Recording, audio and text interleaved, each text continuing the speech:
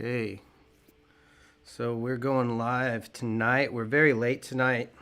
We had some things we had to take care of unexpectedly, but I'm going at it anyway.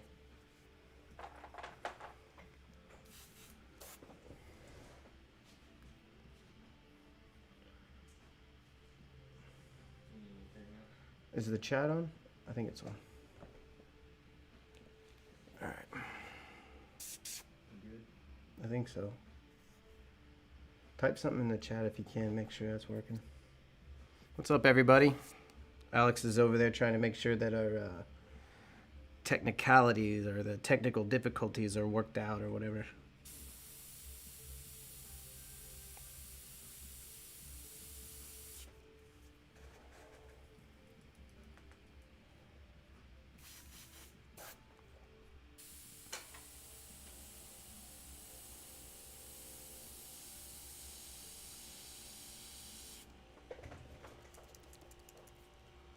What's up, Eric? Guess the chat is working. What's up, everyone? So I was actually live streaming this earlier. This is a painting that I'm doing for my patrons on the Patreon page. And we're actually working on a full, very, very detailed tutorial video on this one. I've got 2 more that I'm working on. I'm definitely behind schedule, but I'm trying to make it happen.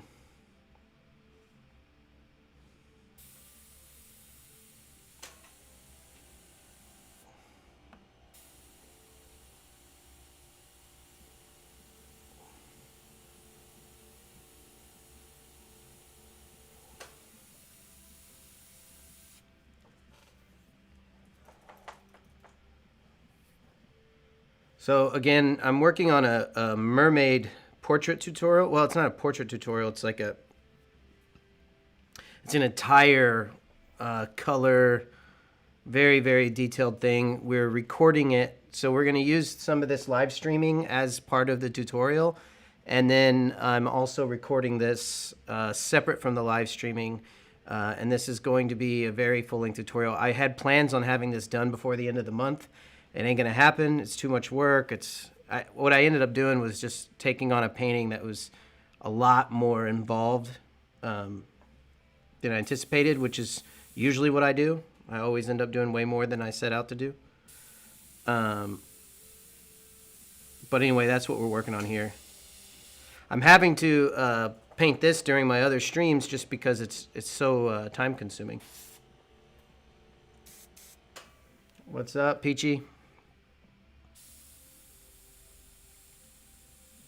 So yeah, earlier tonight I was on my Patreon, and so like I do these like live private sessions for the patrons where I answer any kind of questions they have, and then when we kind of start running out of questions, then I switch it over to this and kind of just use it as a paint party, really.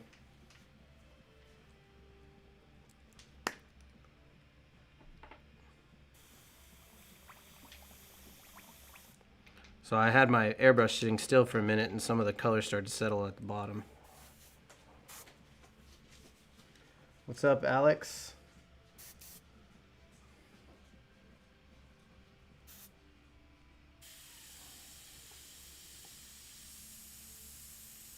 Yeah, sorry guys that I'm doing it so late tonight. Well, I guess if you're on the West Coast, it's not as late. Here it's 10:30. But I figure a lot of you guys will want to watch this after the fact anyway, so it doesn't really matter.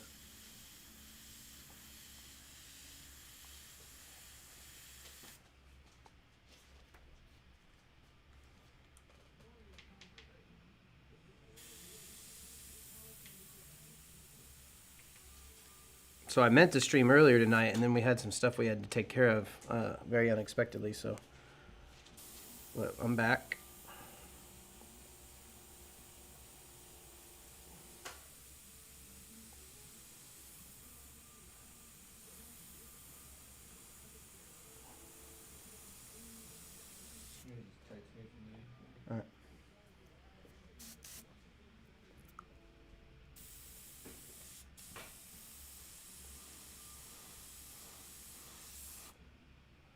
So again, if you guys are just coming in, just joining us, it's weird. So I think there's something wrong. It tells me there's one person in here, but apparently there's a lot more than that. So I won't know how you guys are the audience, because I think that part of my little stream machine is broken.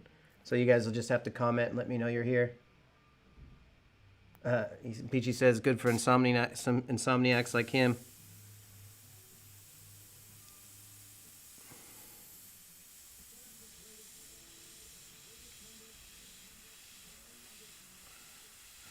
So yeah,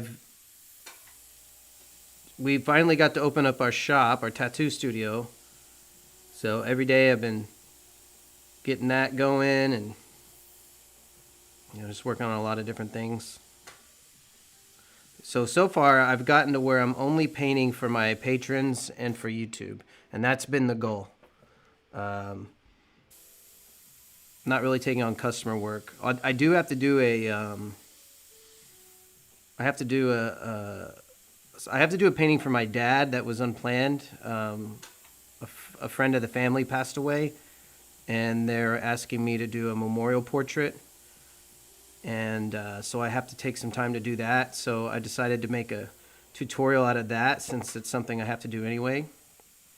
And that's going to be something we're going to make for the patrons too. But I got to get through this mermaid portrait first. Yeah, I finished the lowrider. That's ready to go. I've got it. So we've got to cut it together, and that takes a little bit of time. So I finished the lowrider, and what we ended up doing is I wasn't able to film it like I thought I could, mainly because we didn't have an internet connection, and I had so little time to actually finish the lowrider that there was no time to stream at all. In fact, I think I worked about 13 hours a day on that lowrider, and still just barely finished it. In fact, I didn't get back to the hotel room until 3 a.m. on the last day. And then I had to wake up early and be on a flight back to here in Florida by noon. So, and I didn't even get in bed till 5 a.m. It was a whole thing. It was a lot of work. So I'm sorry that I didn't get to stream like I hoped I would. But I'm doing my best, everyone. So our plan is we're going to start streaming a lot more often. Faith and I are trying to decide how to structure them. Again, we're just learning. We're just figuring this all out. So we're definitely going to have a solid schedule. We're just trying to figure out how that schedule is going to work right now. Yeah, Alex. So the video is going to be kind of like it'll be like almost like an interactive magazine. So talking about the lowrider tutorial. So I was only able to make like different clips and photos of it and different little video clips. So I think the way that I'm going to do it is kind of like, how those magazine tutorials work, where I'll just talk over it and describe everything that I'm doing, and then we'll cut in all the different little elements of it. But it's on the schedule. We're doing it. We're working on it. It's just not ready yet.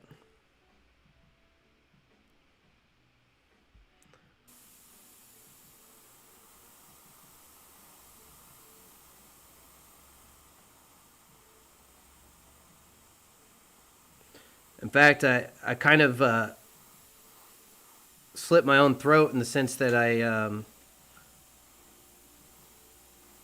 when I took on the Mermaid tutorial, I decided to do a really big and complicated piece.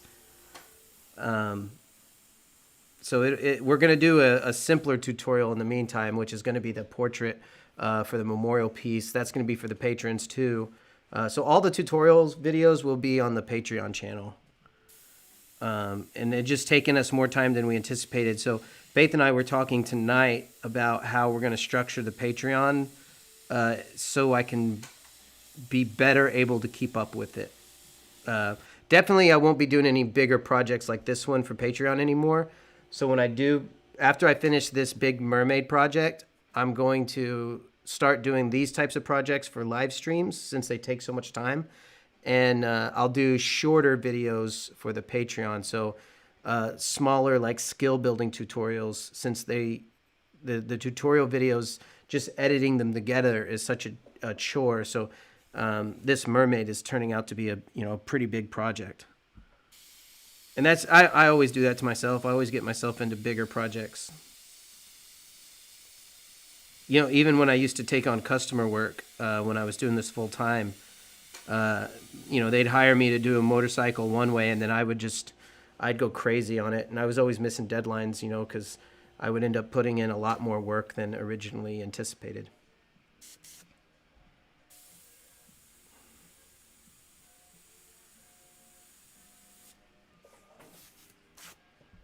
In fact, I do that nearly every single time I take on a job. I always, always, always put in more work than what was planned.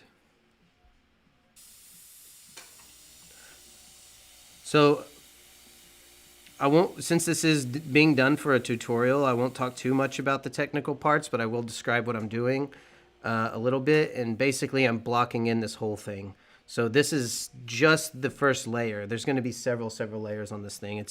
It's going to be pretty intense piece when it's done. Probably, I would say for a single painting, this is probably going to be the most intense painting that I think I've ever done for just a single painting. I've definitely taken on some pretty crazy projects as far as motorcycles and cars are concerned, but it's just like one panel. I don't think I've put this much work or this much effort into one ever. So this is going to be a big deal. So it's a lot of fun. I'd like to do a lot more projects like this where I'm putting this much effort into it.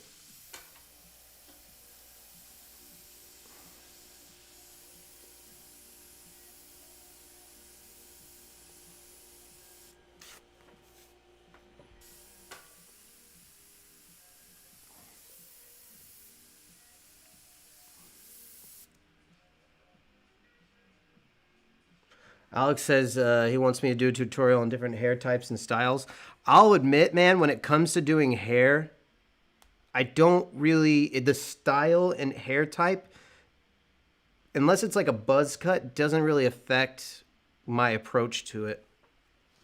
Like, my approach is always the same. It's just painting light and shadow. It's just sticking to the subject matter. Now, like, I know a lot of people, they have different, like, hair tricks or whatever, but I don't think I use that. I think I just paint the shapes as I see them.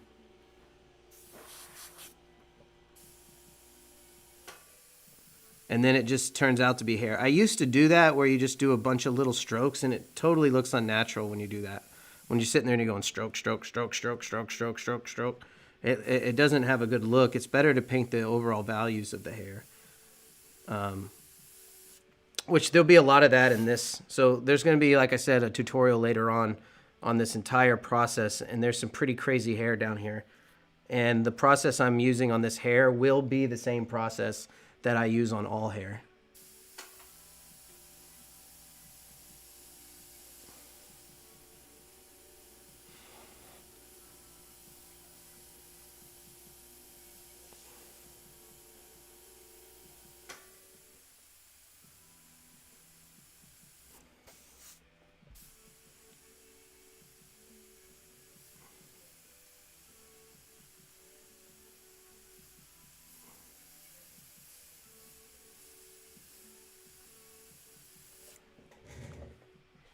What's up, everybody? Have I ever painted on a car? Yeah, several times. That's how I started painting, was on cars. In fact, I just finished a lowrider. What do I charge for a portrait? I don't actually do customer work anymore.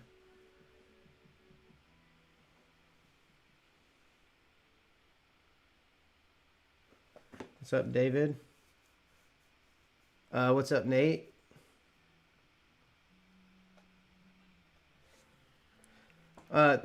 Good, Alex. I'm glad that made sense to you. And like I said, when I'm done with this, it'll have a full-length tutorial.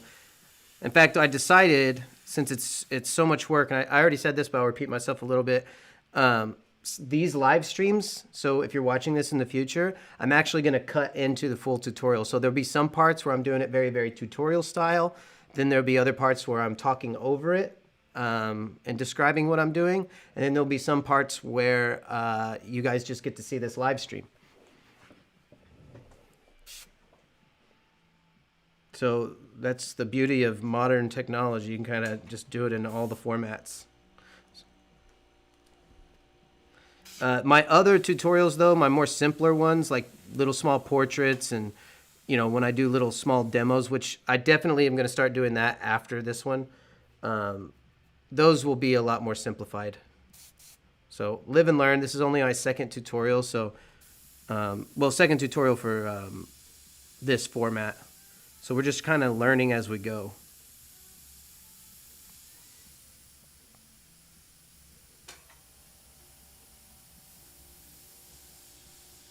Trying out different things.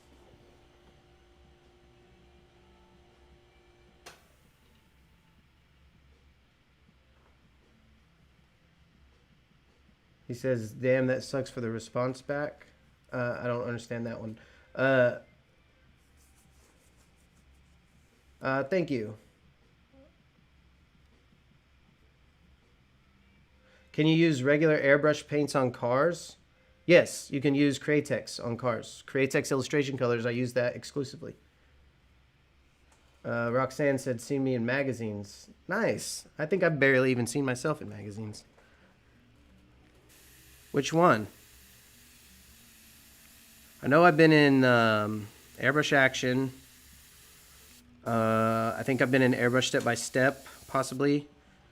I think Airbrush the magazine, I think possibly did one. And then, of course, some motorcycle magazines, which I never hear about those. Yeah, the motorcycle guys just kind of do their own thing.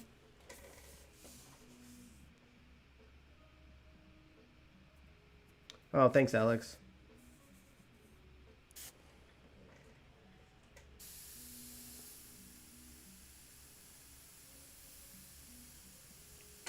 Yeah, Alex says I'm a natural for explaining things. Sometimes I over-explain things, though.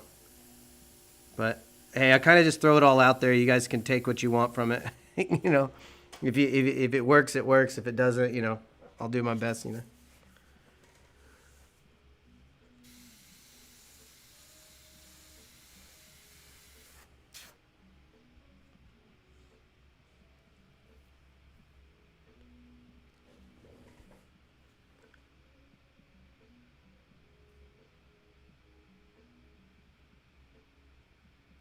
So Nate, you want to know how to so painting a motorcycle tank, you got to really learn the prep work of it, really.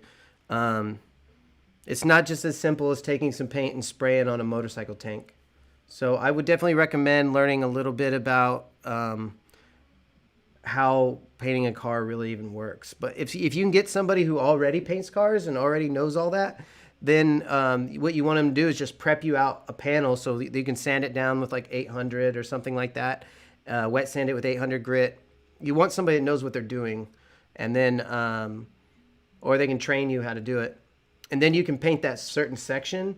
You can seal it with some some of this 40-50 right here, just kind of making sure that your airbrush work is protected, and then they can clear over the top of that.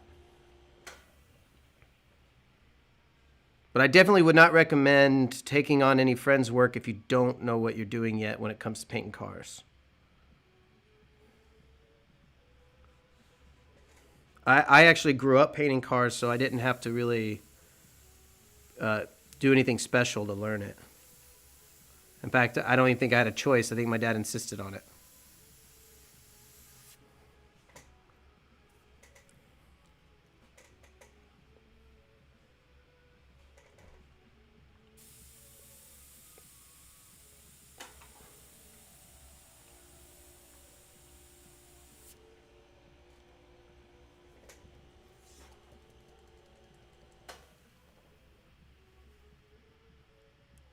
Is Faith making an appearance today? She was here earlier for the earlier live stream that we did for Patreon. But it's kind of late, and I think she's upstairs today, so it's just us. She may come down, I don't know.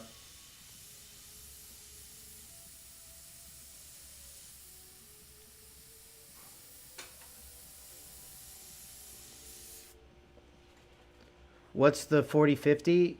It is, here you go. It's UVLS Clear Ultimate Color Protection from Createx. It's their new clear.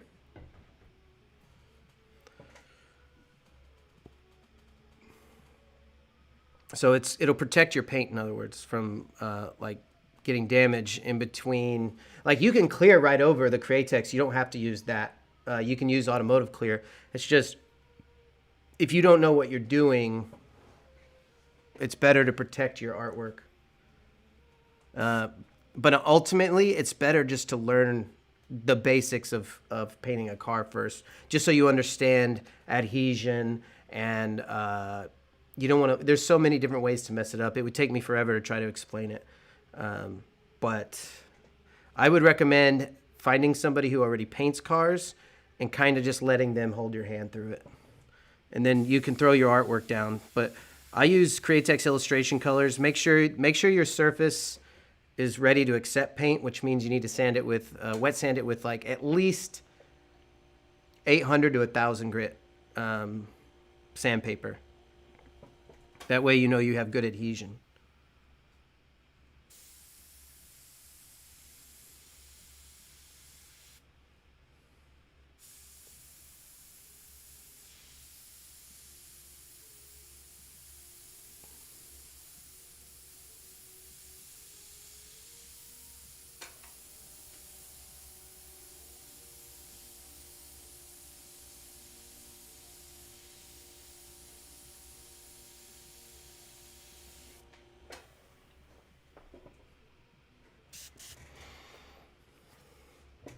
So can you guys make out what I'm painting over here yet?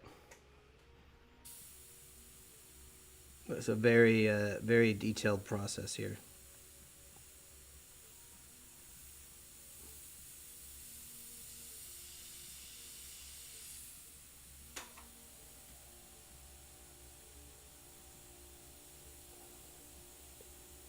And again, I'm doing this all freehand. Well, technically not freehand because I'm using pencil draft marks, but I'm doing it freehand as far as not using any stencils or masking or anything like that. There's a debate, I guess, as to what is freehand, and I think I subscribe to the idea that a real freehand means that you do it from scratch, where you don't use pencil draft marks. So I would say that I'm doing a stenciled painting with freehand techniques, but it's not officially a freehand painting.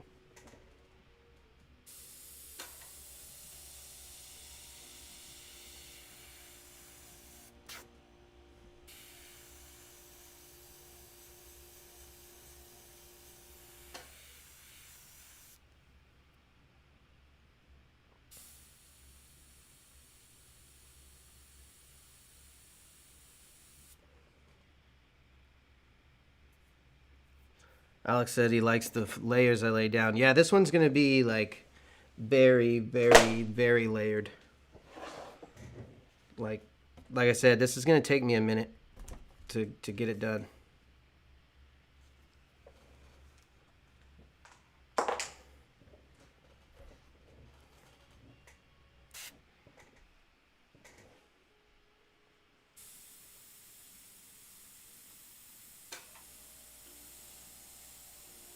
And this is one of the few paintings I'm doing just for the Patreon page and for YouTube and all that. I'm not. This isn't like a customer thing or anything like that. This is just for you guys.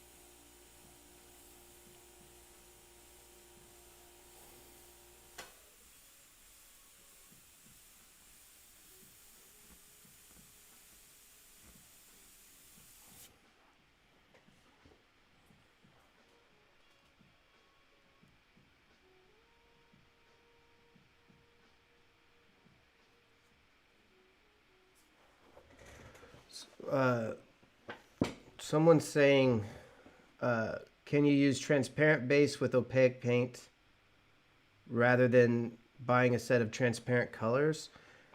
So the opaque paints, if you're talking about Createx,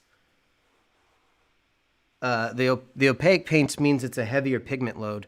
So I would use regular Createx illustration colors, and then I would use a transparent base to make them transparent. But opaque paints I would use just for their opaque nature.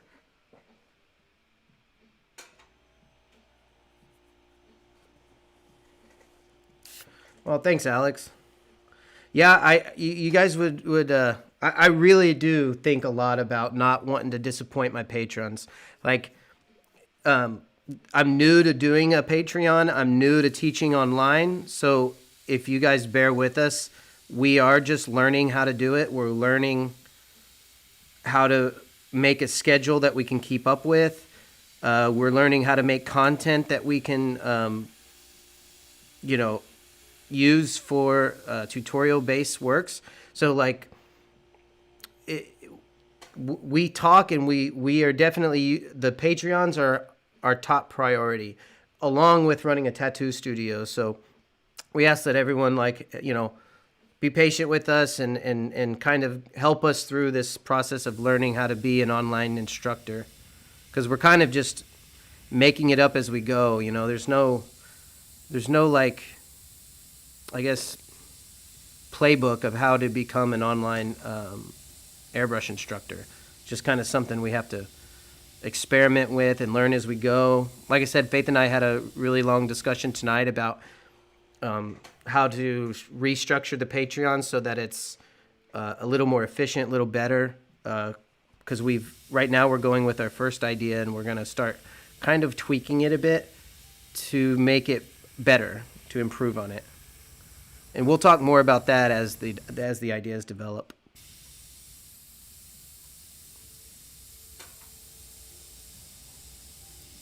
Because we're learning that there's certain things, sometimes things come in, and like when you're trying to stick to a schedule, sometimes paintings go long. Like, for instance, this Mermaid was a good example. It's like a portrait I can do no problem, a few days, no big deal. Like if I did like a car tutorial, like just how to paint a car or something, I could do no problem. Problem is I'm always trying to make these compositions that you want to hang on your wall, and what happens is I end up making it a bigger thing than it should be. So instead of doing a simple tutorial like here's how to paint a car, I'll do a whole concept that's like, gallery ready, and it's like, you kind of overdid it, and then what happens is I'll end up like missing a deadline or something because I did that with painting cars all the time, and painting motorcycles. I'd always do these like gallery paintings on the side of a motorcycle that could get wrecked in a few months. It's just kind of how I am.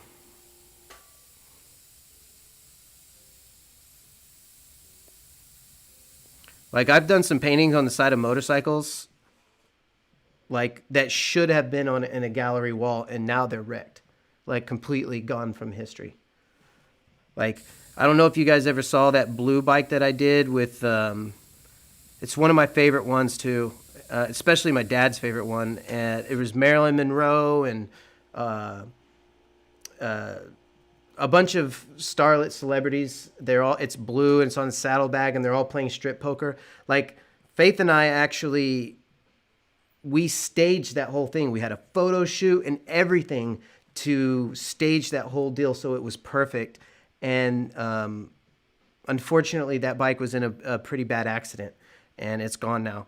But yeah, that's kind of that happens a lot. I heard about a lowrider not too long ago that was like national champion lowrider, and it got totaled as well. Like, sometimes your work, like when you put your best work on a vehicle, you run the risk of it just vanishing from history. Thanks, Alex.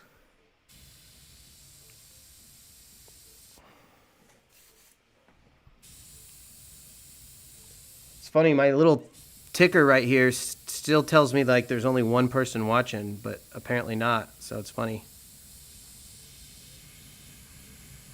I use that to kind of gauge how we're doing, and it's not working right now. So comments are definitely better for me right now. That way I know you guys are watching.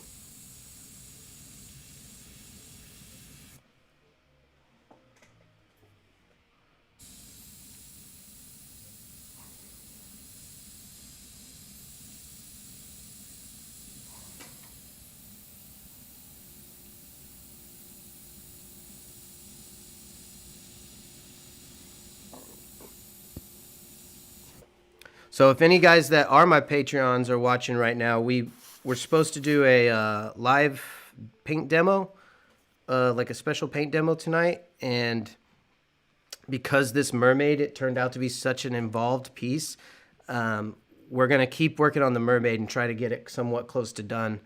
I feel like if I were to like take a minute and paint a quick demo, I wouldn't be doing any justice to it. So I need to get this mermaid to a certain point. Basically, I created pressure for myself. 34 watchers. Thank you, guys. Thank you, guys. Cool. Well, that's awesome.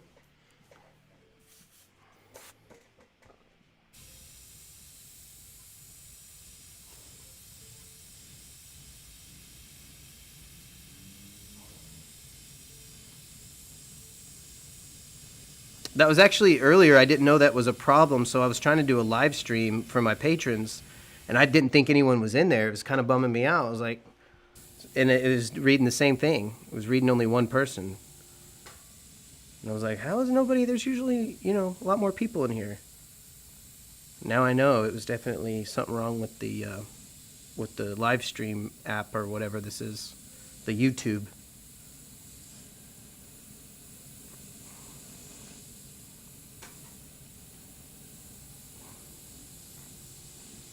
So is everybody staying safe tonight? I know the world is a little crazy right now. Well, it's a lot of crazy right now. So I hope everybody's staying safe and all that good stuff.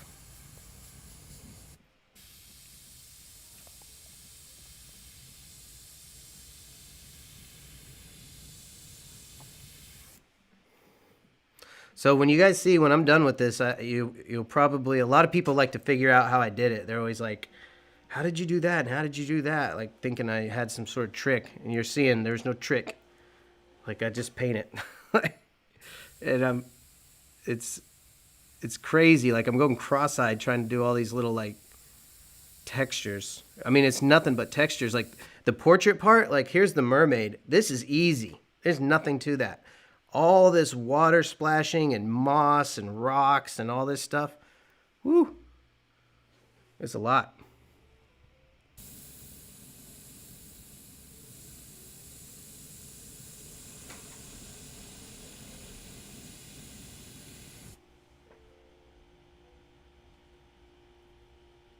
Nate says he's not allowed to leave. Man, that sucks.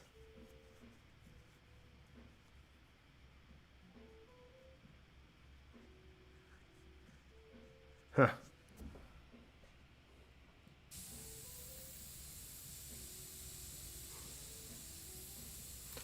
Yeah. I hope it doesn't make it to us, man. And we've put a lot of work in this place. To have something bad happen to it would be terrible.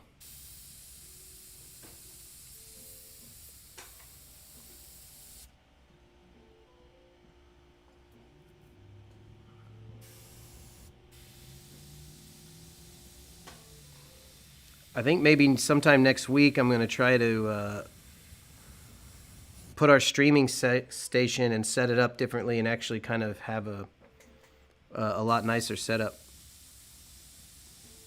So that'll probably be my goal for next week, aside from tattooing.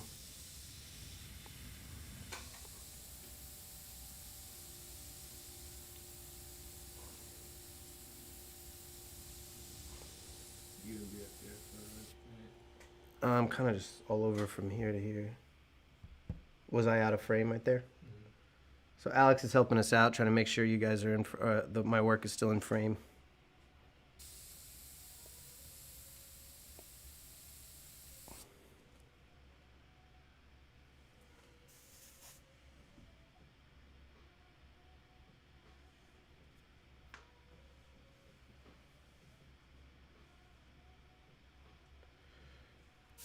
So Hydro says, please keep doing. I definitely plan to keep doing the live streams. Definitely. Like I said, we're constantly trying to make sure our content is good for both live streaming on YouTube and for the Patreons and for teaching and all that. So we're going to keep it up. We're just, like I said, we're sitting here trying to figure out how the structure should work. Hopefully in a few months or however long it takes, we'll have a pretty solid structure, that something we can keep up with, and you guys can, know that we'll be there for a certain time of day and what to expect from the live streams. So we're just so your suggestions are very useful. I know that we're trying to keep most of the hardcore, like airbrush lessons, we're trying to keep those on Patreon, because there's a lot of people that they pay to support what we do, and we want to make sure that they're getting their money's worth. And so for some of the more in-depth lessons, like I'm happy to do these demos. I love doing it. But if you guys have like more serious, like art-related questions that are more technical, we're trying to keep those on the Patreon channel, just because those guys pay, they pay to have that exclusivity. So we're trying to honor that.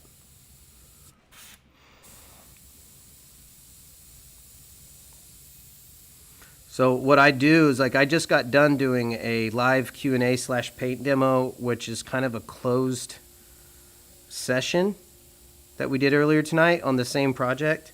And basically in those closed sessions, what I do is I let people ask me pretty much any question that they have, airbrush related. So even if it's not this, if they're like, how do you airbrush, say, like a ball or whatever, if they ask me, like, hey, can you show me how to airbrush a baseball?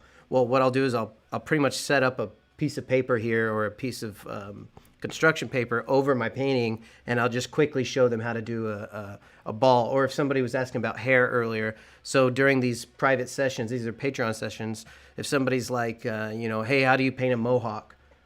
Well, what I'll do is I'll quickly pull up a mohawk and do a quick question. Or sometimes it's just as simple as, what's the best way to clean your airbrush? In which case I did just a quick little discussion on what I use to clean my airbrush. But that's what those closed sessions are for, and that's what we did earlier tonight. So if you guys are part of that, if some of you watching are in my Patreon, those are the types of questions you should absolutely feel free. So if I'm working on a mermaid, doesn't mean that I only have questions for a mermaid. You can pretty much direct what I talk about by just simply asking things.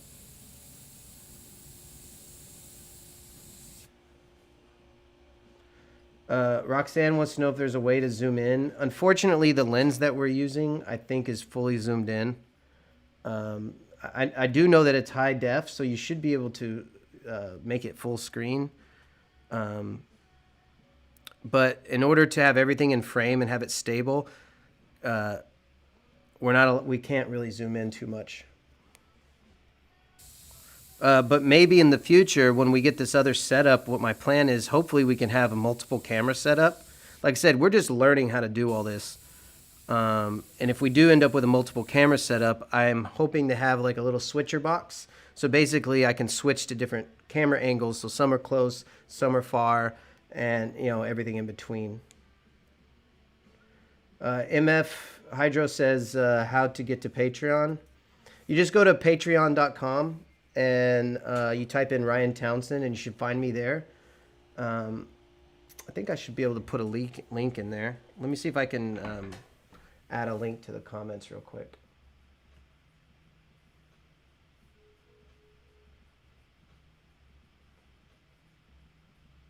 I think, let me see if this works.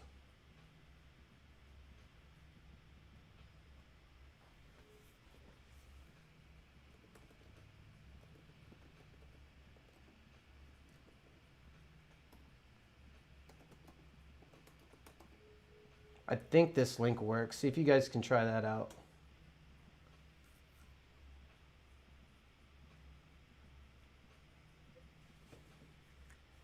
I think that's how it is.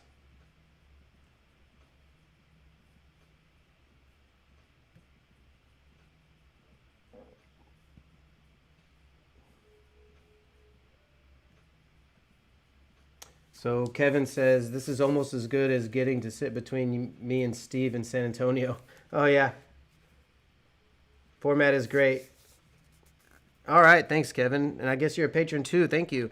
Like I said, guys, the content there, Faith and I and Alex were working very hard to put out content. You guys are in early, so the content's kind of trickling in. But as we complete different paintings, because each one of these paintings take time.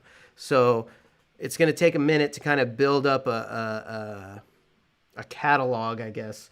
But just know that the content is coming. It's coming. Like, I'm working on it right now. So you guys can probably hear in my tone that I'm like, I got all the pressure to get finished. You know, I got a lot of, like, trying to make sure I get it all out for you.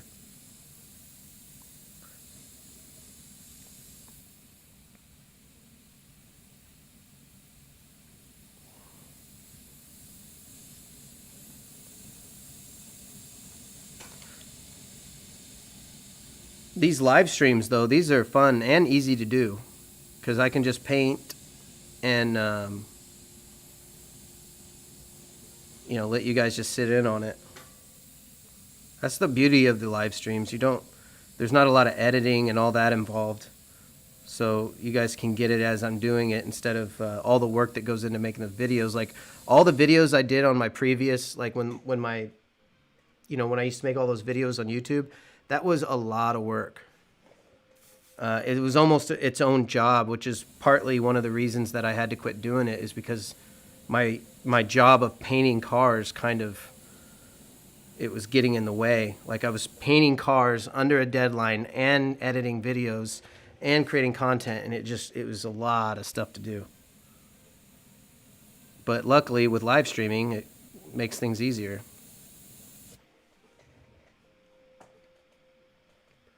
So Nate wants to know, how long does a painting like this usually take? I've never done a painting like this before. So we will all find out together.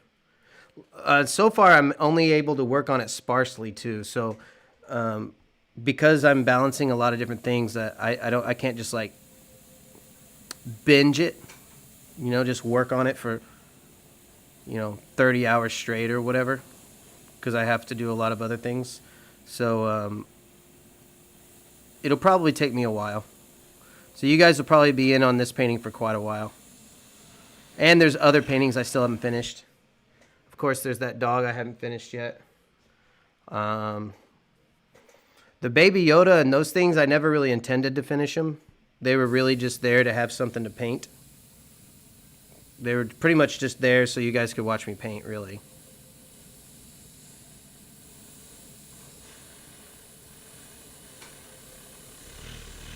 But this one is a lot more than that. So you guys will watch me paint it for a while. Oh, Peachy said that's why a lot of bigger channels have an editor. Well, hopefully I get to be a bigger channel. I don't know. We'll see.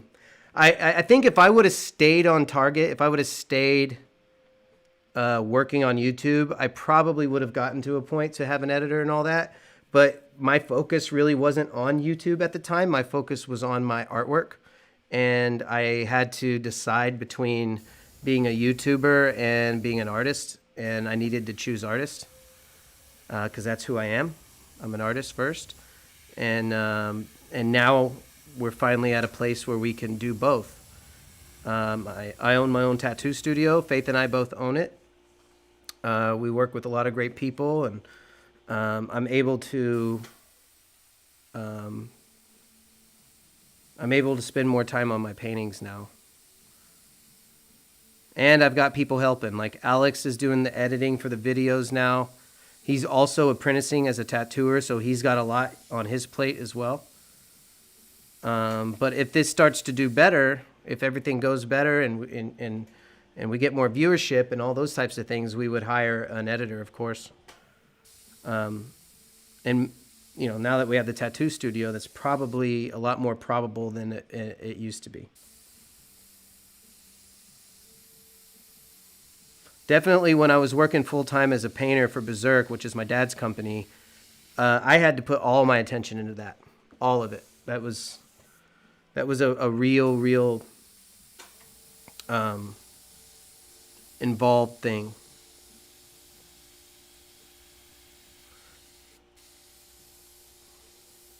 My dad actually sells paint nowadays. He running Berserk was a little too much for him, and so now he's a sales rep. He sells paint. And he still paints cars too, a lot actually. I wish he would retire, but no, he's still going.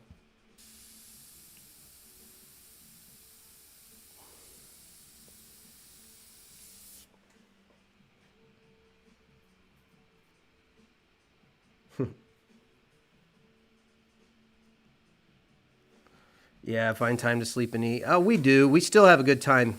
Like, we work hard and we play hard. I definitely am not one of those guys that I have been before in the past. I've been one of those guys that work so much that I don't have fun, and that can really it's pointless. Like, I think life is for living, and if you forget to live your life, you never know when you're gonna go. And so you should take every opportunity to live your life. And so, yeah, work hard, play hard. You should have a very, very balanced relationship with your job. And so even though I say I work a lot, I definitely make room for play, no doubt. Not as much. I always would like to have a lot more play, but Faith and I have we've gotten to do a lot of things. We've traveled the whole country and in an RV and done a lot of really awesome things. And when we started this tattoo studio and when we started the Patreon page and all this, we definitely had to remind ourselves, don't create something that is going to kill your happiness, basically. And find a good balance of something that you enjoy and that keeps you happy. And, if it's... That's why I don't do customer work anymore. Because if I did customer work, it would stretch me too thin, I think. And then I would, stress out. So this is a good balance right here.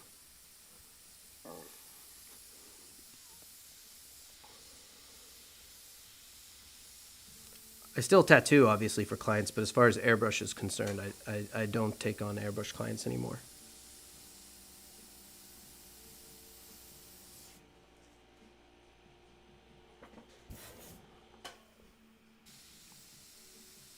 Of course, if the price was right, I probably would accept anything reluctantly.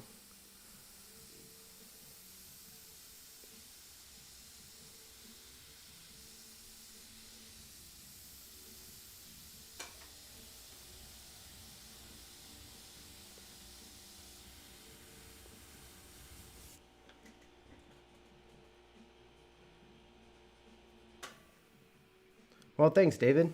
I appreciate that.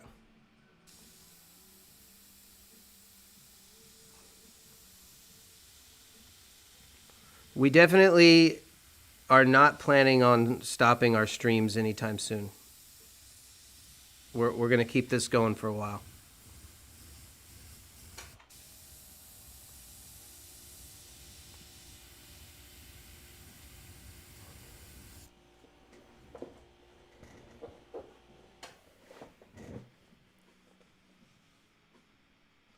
Alex says, was the lowrider my last one? Yeah, probably.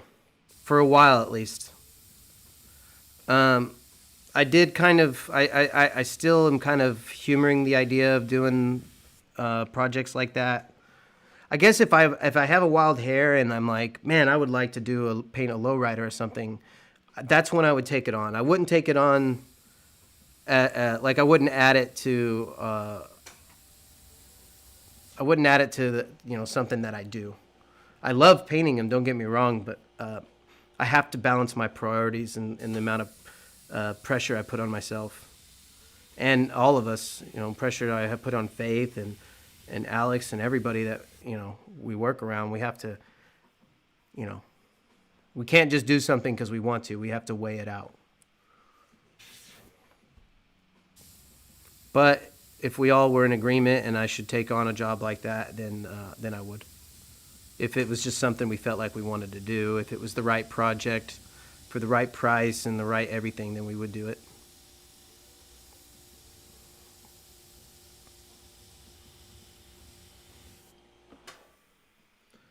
What medium am I using? It's Createx on a metal board. So this is a metal panel that I got from Coast Airbrush, and this is an Iwata micron, and I'm using Createx paint, which is this paint right here. Createx. So that's it. If you're wondering the type of paint, it's an acrylic, I believe.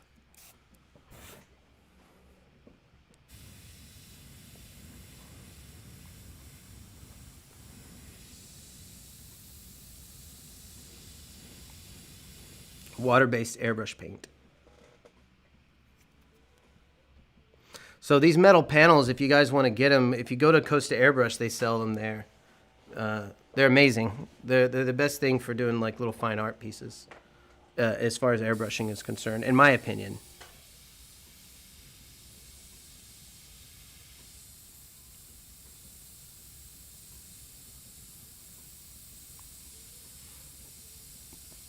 Yeah, tomorrow morning, actually, I have to do I'm starting a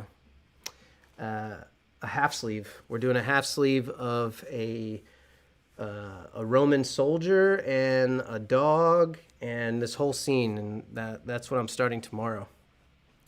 So I'm excited about that. I've been thinking about that a lot. I'm kind of running through it in my head right now. I've got some good ideas for it.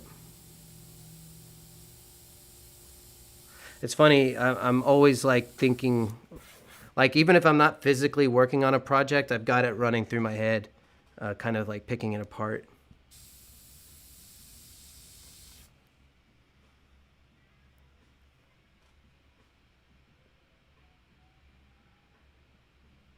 Oh yeah, thank you. Yeah, Corey, I was just talking to him a few days ago. Yeah, he's taking care of his thing, man, doing his jam. Corey and I actually collaborated on the lowrider that we just worked on.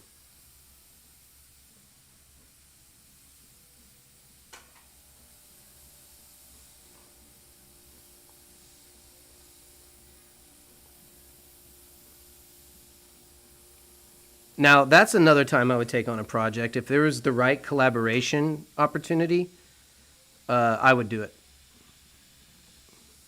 Like a customer job, if, you know, like definitely like if it was me and Corey working together for, you know, a week or whatever, I would definitely take some time off and do that.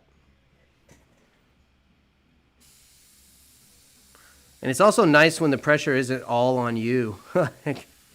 Like if those crazy deadlines, you know, sometimes can feel like oh my god, I could use some help right now, and you know, and sometimes when you're the only one that's the artist that's painting, you kind of think like, how am I going to get this done? And sometimes the only way to get it done is not sleeping, staying up for all hours of the night. Like what Faith and I had to do.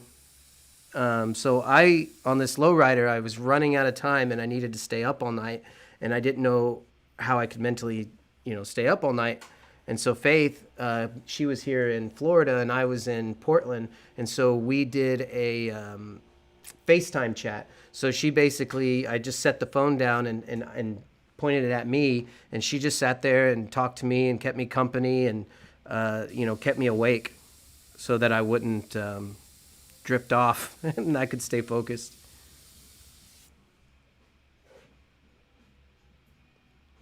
Yeah, it was.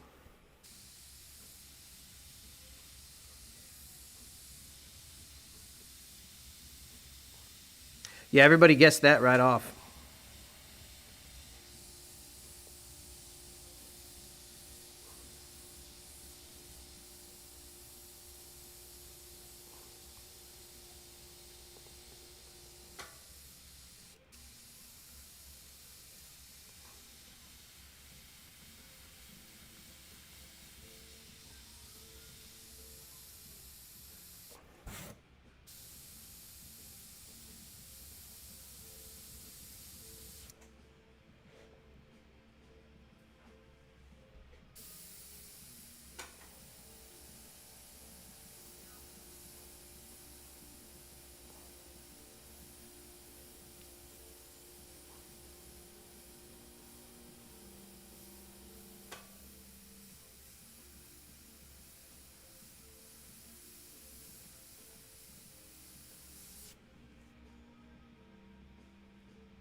What air compressor am I using? I'm using a silent air compressor. The brand of the air compressor is actually called Silent Air.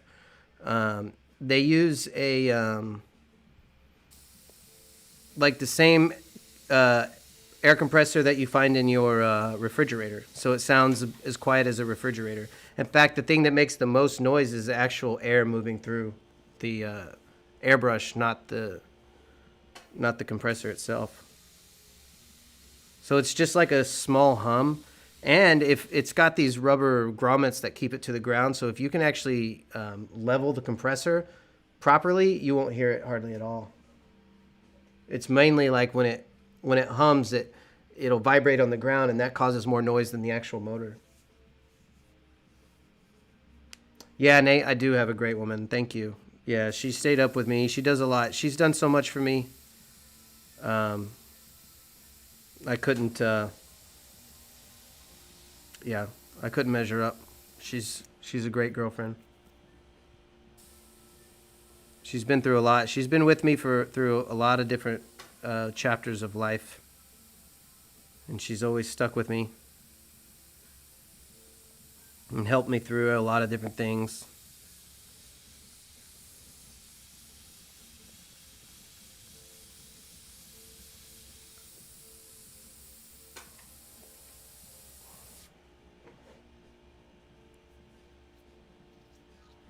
Super silent, 28. It's a I don't know what it's actually called. It doesn't have any mark. It's a silent air. Let's see what it says. Oh yeah, it says super silent eco air. I think is what it's called. It's a refurbished one that I got from. I bought it off of Rob Churchill from the Airbrush Art Circus.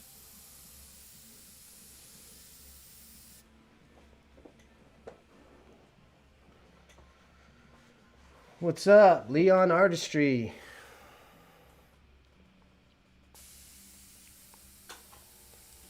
Sorry if I don't read everybody's name correctly. You guys, it looks like W. Leon Artistry. What's up, man?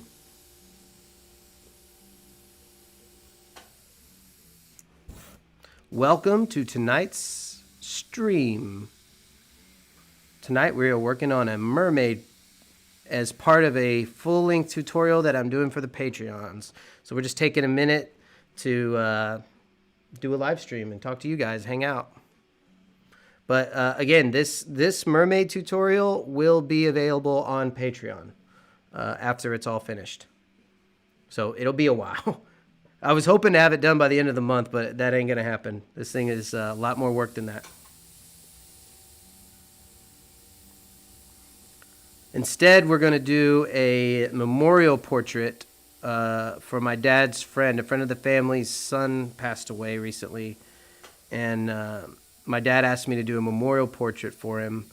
And so we're going to do that as a tutorial on doing memorial portraits, because when you are a portrait artist, oftentimes you're asked to do memorial portraits, and I think that there is a right and wrong way to do it, and so we're going to kind of discuss it through the tutorial. Not saying that I'm right, I'm just saying that my approach to doing it.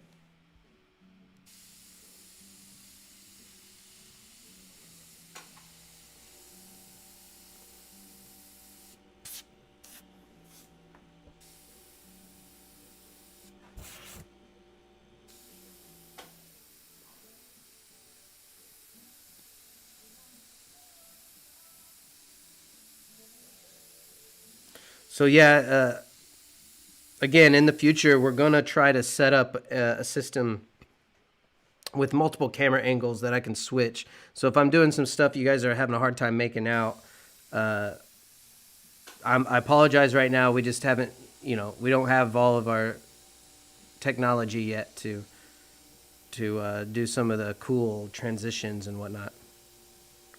But maybe this week we'll get it figured out. I don't know. I know that this week I'm going to try to set up a better airbrush area here in the shop. We'll have a cool background and all kinds of cool stuff.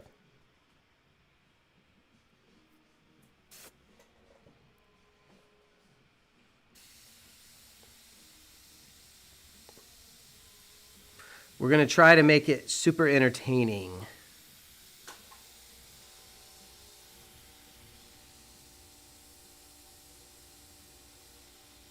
And as I have friends visit, I'll include them in the stream. I know Mondo's planning on visiting sometime soon. And when he does, we will paint together. Mondo and I actually did a collaboration in California together. And it would be cool to do another one and, live stream it.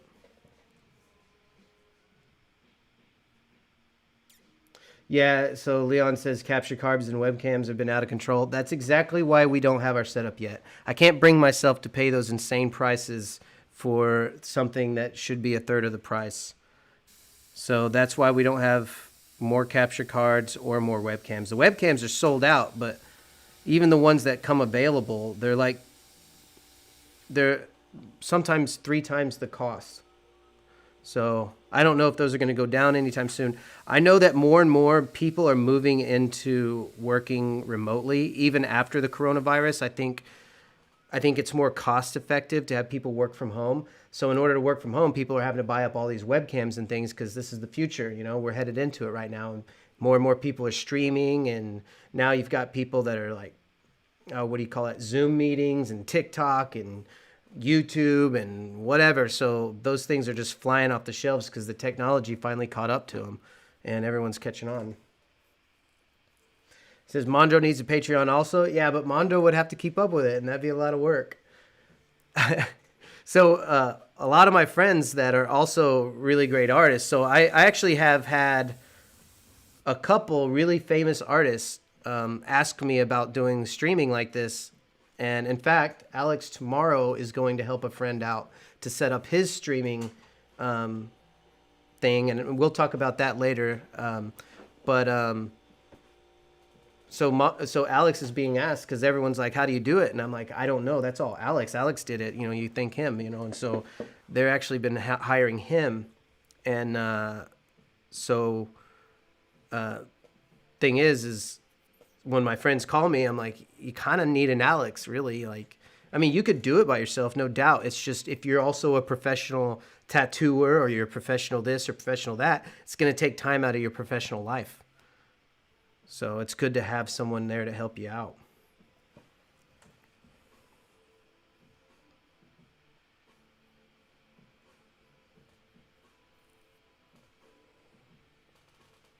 Kind of lost my place here.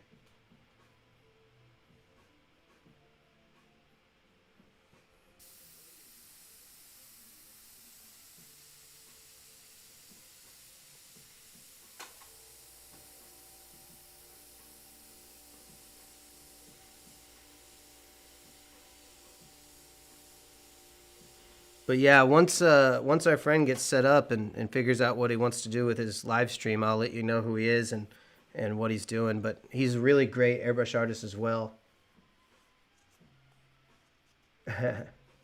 Alex says Alex is the man. Yeah. Actually, I was talking to you earlier, and he was standing over here, and he thought I was talking to him.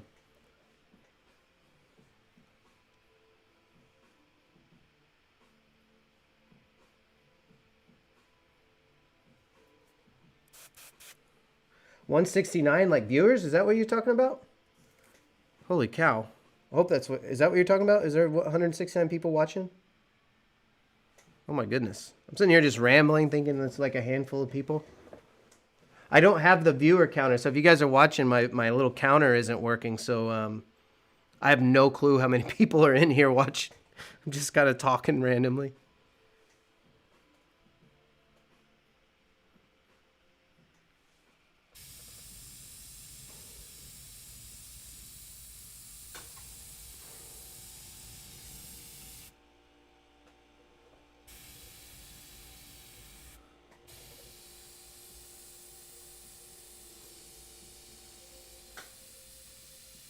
So are those numbers how many people are watching, really?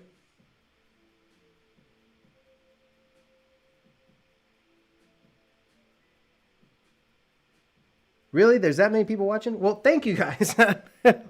Sorry, my counter isn't working. I have no clue. I hope that's what you're talking about. Well, if you're watching, comment you guys will help me with stuff to talk about. I've been watching a lot of podcasts lately, like Joe Rogan podcasts, and I'm like, how does he always have things to say? It's like he always has somebody to talk to. Like if you're just sitting here and you have no one to talk to, like Bill Burr, he does this podcast where he just randomly talks to nothing, and I'm like, how do you do that? You need somebody. Like the comments really do help me. Otherwise, I'll just sit here and just repeat myself and talk in circles, I guess, all night long.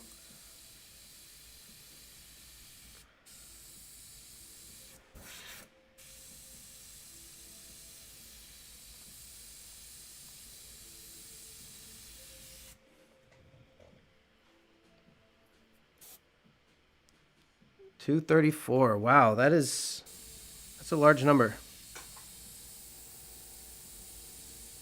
Well, thank you guys for tuning in. I appreciate it. And again, to my Patreons, I apologize if earlier it was telling me that nobody was in because my little counter is not working. So I didn't think that you guys were there watching. So now I know. Does my Micron clog a lot with acrylics? So here's the thing. When it comes to acrylic paint,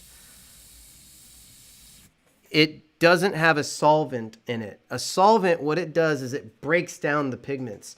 So think of it like a pigment is like a granule of, like think of it like little pieces of sand or something.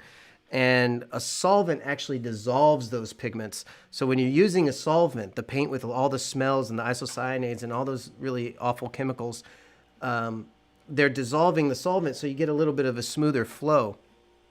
But when you use a water-based paint, sometimes it's better to use a mild solvent just so you get a little bit of a cleaner flow. So that's where our reducer comes in. It's a very, very mild solvent. That's the high-performance reducer, 4012.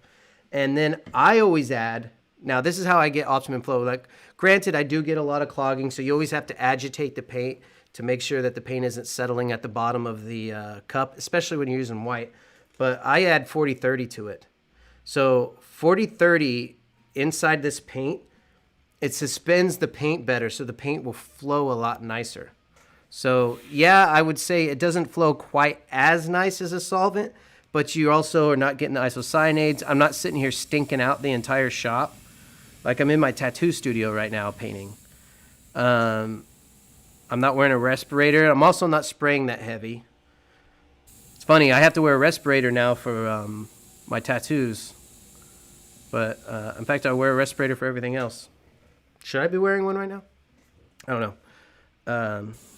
Now they're a hot commodity nowadays. But yeah.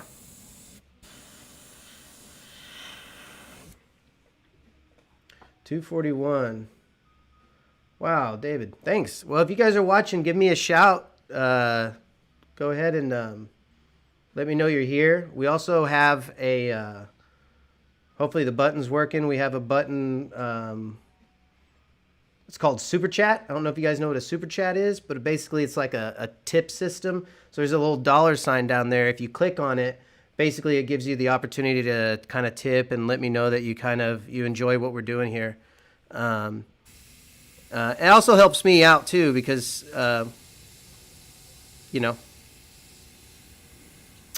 it costs money to do stuff,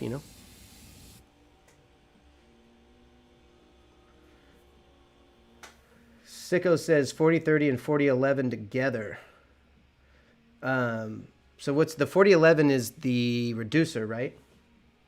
I use 4030 and 4012. I just recently started using 4011, so I'm not real educated in the 4011 yet. In fact, I actually poured this out for myself earlier, which is 4050. 4050 is what Craig at Createx Colors, he asked me to start experimenting with using 4050 in place of my 4030. And honestly, I haven't experimented with it enough yet. I just poured this out for myself today, and I might start playing with that later. But I'm so happy with the 4030. So when I was painting on that lowrider, I was painting with just straight paint and no 4030 on it for the first half of the lowrider, and I kept having clogging issues the whole time. And I was trying to prove to myself that 40-30 wasn't as big a deal as I made it out to be. Because honestly, using 40-30 in the illustration colors, that was my idea. It was an idea that I came up with while talking to Craig Kennedy years ago. And so everyone else, all my other airbrush friends, were acting like they didn't need 40-30, right? And so I kind of wanted to believe them, right? So at least for my style anyway. So when I was working on the lowrider, for half of the lowrider, I was not using 40-30, and I was getting all kinds of clogging issues. And it was really, really frustrating and nerve-wracking. And so towards the end of I didn't even bring 40-30 with me to Portland. So I actually ended up going to Hobby Lobby, standing in a really long line because they made us all, like, they only had so many people they were letting in there. We're all in respirators, standing in line, wrapped around the building, just so I could go in and buy some of this 40-30. And I'm telling you, it was instantaneous how much better it sprayed once I added the 40-30 to it. So now I don't want to go without it ever again because it was that much of an impact. Oh, Air Todd with the super chat. Thank you very much, Air. Man, that's awesome. Thank you so much. Yeah, so again, those super chats help out a lot, so I really do appreciate it, guys. For those of you who don't know, it's, like I said again, it's a tip system basically built into YouTube. So that's really neat. That's something we didn't have in the old days of YouTubing. I pretty much YouTubed for free back then. I did it just because I enjoyed doing it. And then I got some monetization after a while. But again, I had to lighten up on my YouTube back in the day just because I was so busy with just customer work and deadlines and all that sorts of stuff. And then once I started tattooing, I took a break just to focus on my tattoos because I didn't want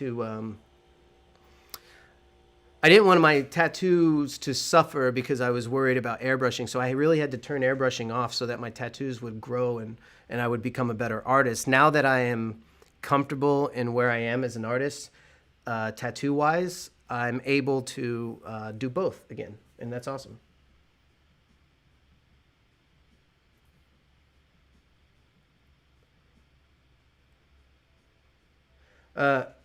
So I'll talk a little bit about technical stuff. Again, I'm trying to save some of my technical stuff, or a good majority of my technical stuff, for the Patreon page. The reason is my Patreons, they pay for me to give them like really in-depth lessons. So I try to limit, but I'll talk a little bit about the 40-30 because I don't think that's, that's not too technical. Again, just to reiterate, my Patreon page is, it's there so I can give really personalized lessons to people. So if you want me to teach you how to do hair or how to paint a ball, I have live streams that I do on Sunday nights. So I did it before today or before this stream, where basically it's an open. I'll paint this mermaid or whatever, but if you give me any specific questions like, "Hey Ryan, I'm having trouble using a freehand shield," well, I'll show you how to do it, or painting fire, or whatever the case might be.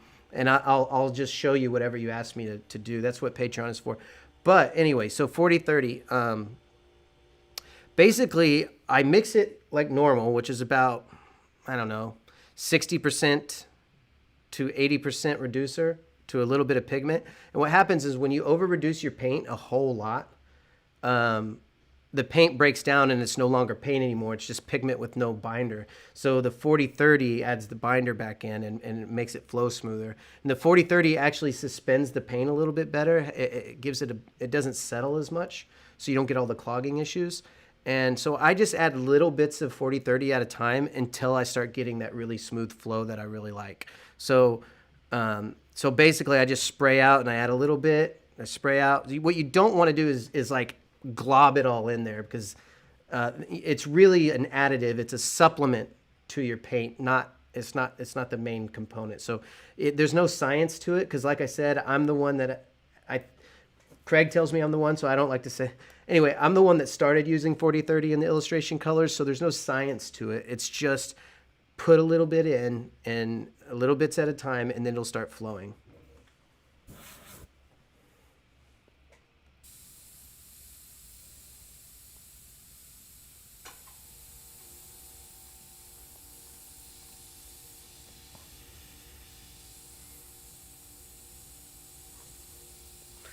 But if you did want a number, I guess I would say 10% possibly. Maybe that's a good number. But like I said again, I just add it until it starts smoothing out. Super Six said, "Yeah, I disappeared. Yeah, I'm sorry, man. I really I had to work on my artwork, man. I had to get focused." Uh, is it George or Jorge? How was the transition into tattoos? I'd be lying if I said it was easy. Now, I would say tattoos are a whole nother monster. I actually I took it upon myself to kind of pour myself in the tattoos, and I kind of oh, Nate with the super chat. Thank you so much. Thank you, Nate. But yeah, I took it upon myself to really, really focus on tattoos. So I kind of, I promised myself I would humble myself and pretend I didn't know anything so that I could be much more of a sponge to all my mentors. Like Mondo Saldana is one of my mentors, and also David Machany and Liz Cook and this good friend Puppet, and many, many other people. And I really didn't want to have the mindset that I knew anything already. I didn't want to be like, yeah, I know. I think the worst thing you can say to a teacher is, I know. Even if you do know, just be quiet and listen, because you never know what kind of information might come your way. And so I mentally took myself into that mental state of, I don't know anything. And so be open to everything. And so that really, I think I would say that's key to my success with tattoos is humbling myself mentally. And I would recommend that to anyone. Like when I'm teaching, I really don't like it when people say, I know. It's like, okay, you fine, you know, but just let me finish what I'm saying, because you might learn something you didn't know you could learn, you know? I think you mainly see that with kids, though. You don't see that with adults. I think most adults have caught on to that.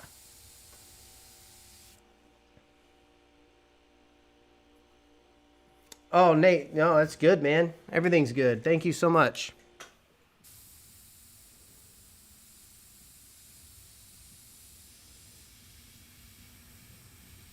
But yeah, just to kind of talk even more on that, like anyone, if you're a student of anything, doesn't matter what it is, always be open-minded to new ideas, no matter what. Like I've been painting cars, honestly, since I was a little kid. Like my earliest memory, like in fact, I remember the first day my dad got a camcorder back in the day when they had those big camcorders that are on your shoulder.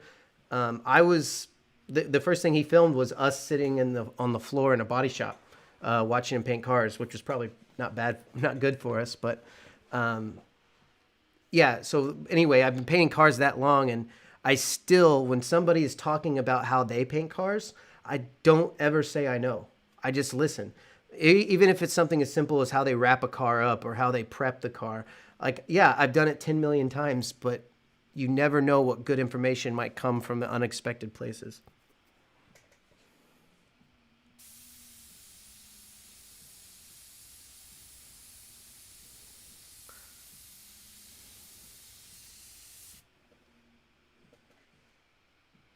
How do I airbrush curly hair?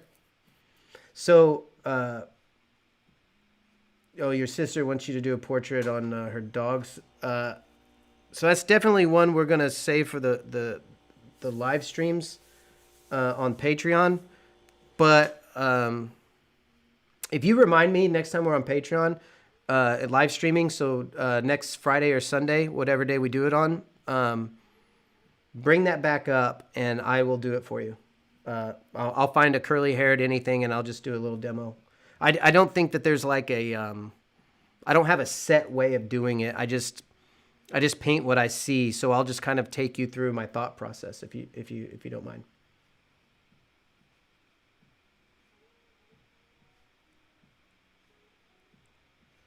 Yeah, there you go, Alex. Anyway, let's continue painting here. So when you're doing these complicated textures and you're talking at the same time, it's easy to get lost. And of course, I like to engage, so talking with my hands and that sort of thing.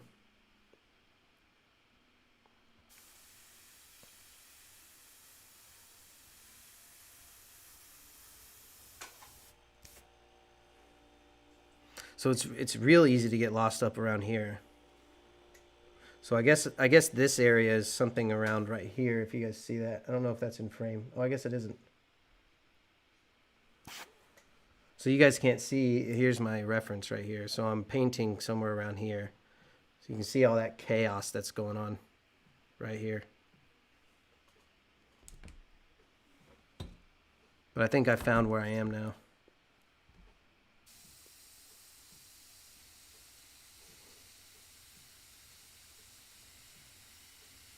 Again, for those of you that are just tuning in, what I'm working on right now is a mermaid that I am doing for my patrons on Patreon. We're making a full-length tutorial. So this tutorial is going to be in many different parts, and this live stream will actually be one of the parts. So some of the parts will be where I'm overdubbing, like talking over some,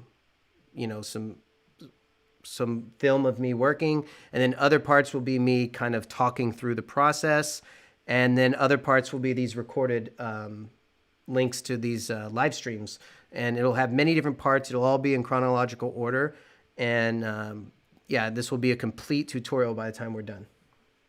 And it is busy, man. Like looking at where I've already been and already painted, I'm just like my brain is melting just from that. It is a project.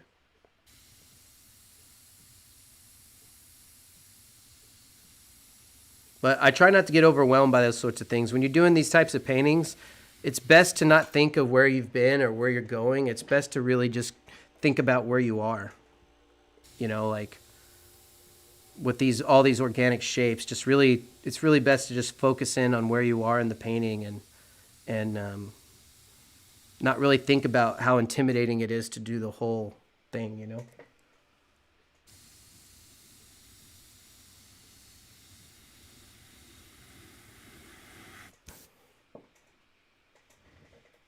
So yeah, I don't know if you guys can make it out on camera, but there's a mermaid right here. And I've been putting off doing the details of this because I want to actually put that in our tutorial as something that's, I want to talk about it a lot, the process of doing this part of the mermaid. So what I'm really trying to focus on, and this is actually good practice, if you're doing a piece. So back in the day, I was always so focused on the foreground, you know, whatever the foreground character is. And I would put all my attention on the foreground character. And by the time I got to the background, I'd be mentally exhausted. And I'd just kind of half-ass the background in there. And I actually learned this through tattoos. If you start with the background, by the time you get to the foreground, the focal point, you are re-energized again. You don't lose momentum. So basically, you spend all that early energy and you focus on the background and get that taken care of first. That way you don't get to the background after doing the foreground image and then just mentally kind of check out.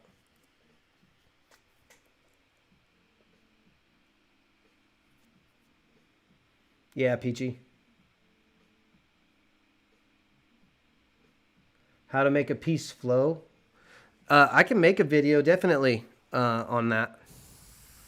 Again, these are the types of things I'll probably reserve for Patreon, or I'll just do it in live stream. So in my live streams, I probably won't be as in depth about technical stuff. It's more about just you guys getting to sit in and watch me paint. But as far as getting flow is concerned, that's a whole topic. I could do a whole chapter series just on design and flow and momentum and movement and that sort of thing. But I will give you some good resources. There's a lot of good, like if you look up like S curves in design, everything's got to have an S curve to it. You know, there's this thing called the Fibonacci Sequence. There's also some good painters like, I think I have a book actually that's about how you can grid your painting out to have a nice composition. But I think when it comes to flow, like organic flow, a good resource is like the Fibonacci sequence, which is, you know, a spiral out of, you know, everything exponential growth. So it's like 1 is 2, 2 is 4, or no, it's 1 plus 1 is 2, 2 plus 1 is 3. I don't know how it works, but anyway, it's like a exponential or something like that. I don't know. I'd be an idiot to try to describe it. I can visualize it, but basically it's what you find in nature, like in shells. You'll notice a spiral out. You see it constantly in nature. And so that's something to keep in your head. There's a lot of design theories just around that one Fibonacci sequence alone. But I tend to have it a little more intuitive. I just can feel the flow because I've done it so much. This is actually, right now what I'm doing is just copying a photograph, so I didn't have to put any of my own creativity into it as far as that's concerned. But I definitely have an eye for it, I think, just from studying it for so long. You get to where you can just pick it up. I always look for flow. Even doing tattoos, like a lot of people, they want these really basic static tattoos. And I'm always forcing myself to add some sort of S-curve or flow to it. In fact, if you look, there's actually a tattoo video by Jeff Gogwe. If you look up Jeff Gogwe, it's Gouge or Gue. He's got a video and it's tattoo related on S curves. So I think he's drawing water, like finger waves in it, but the theory is the same. So that theory translates into all areas of design. Jeff Gogwe.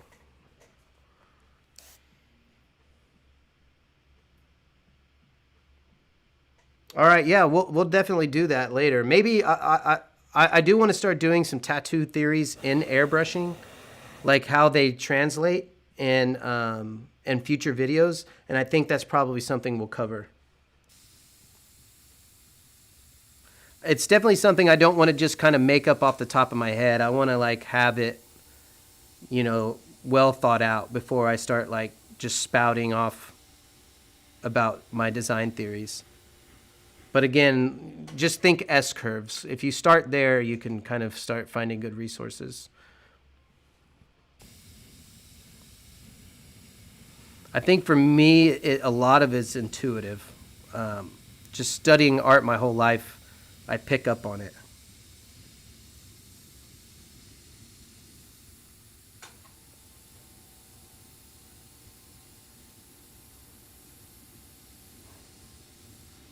And I did go to art school, but although I think I was not prepared for art school, I think a lot of the theories I was taught in art school, I think I was too young to really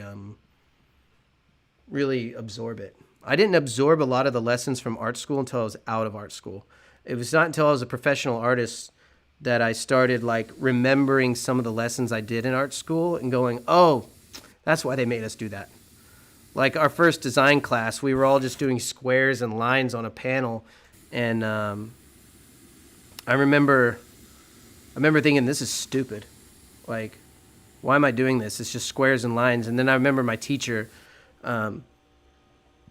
like we would all have to put our panels up on the wall, and our teacher would like talk about all of them. And she'd always be so like in depth about it. Like, oh, I just love the way that this flows into that here, and you're telling a story about this, and your eye carries across here. And I was always thinking, like, girl, you are talking out of your ass. You are so full of shit. That's just, that guy's putting a square in a line, and that guy's putting a circle in a X. There's nothing more than that. And as I became a more of a professional artist, then I started remembering what was there. Now, whether or not she got it across to us, I don't know, but then I started realizing, like, oh, she's trying to get us to learn organic flow and composition. Sad part about it is all she gave us was squares and lines, and how could you understand that as a, 21-year-old, 20-year-old? I think I was 20, you got the attention span of nothing, and it's like, this is squares and lines, lady, this is boring,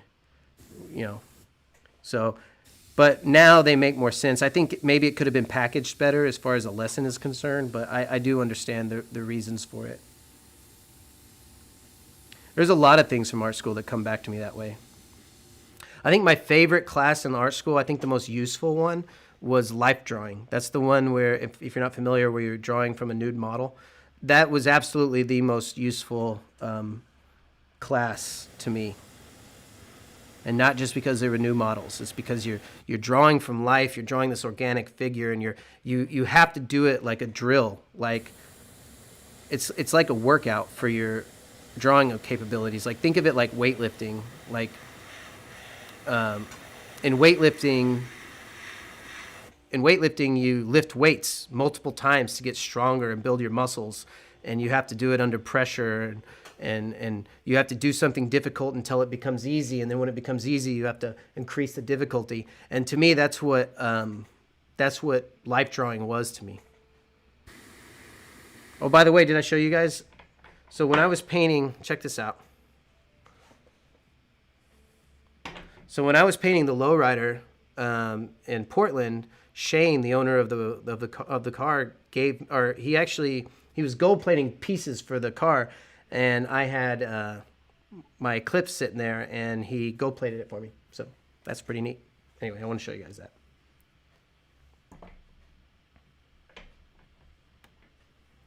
So I got a gold airbrush. Maybe it's one of a kind. I don't know.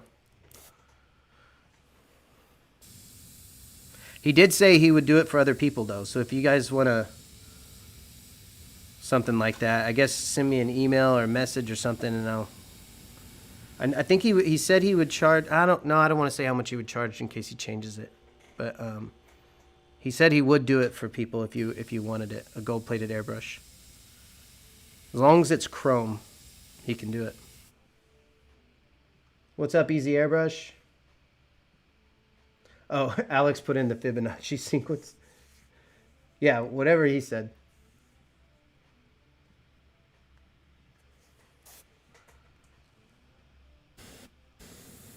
I'll tell you, it's hard, like when you're using your brain for art, and then all of a sudden you want to throw math in there, or even like recalling somebody's name. It's so hard. So like in tattoos, we call it tattoo brain. So like when you're tattooing, you're only working on one side of your brain, and you're doing it so intensely for so long that when the session is over at the end of the day, you can't even recall like your best friend's name. It's like you're doing that. Oh, fuck, what's his name? You can't think straight, and that's what they call tattoo brain. And I get that a lot when you're live streaming and you're talking, and then somebody asks a question. You're like, oh shit, I got tattoo brain. It's keeping me from finding the answer.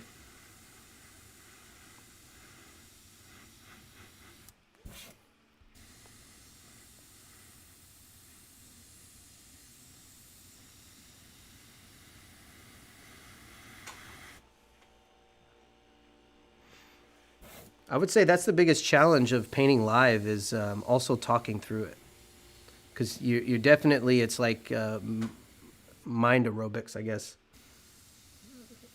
or parkour with your brain.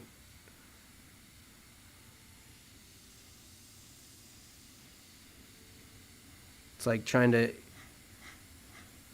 hear what you're saying and make something that makes sense while at the same time you're trying to focus on your painting.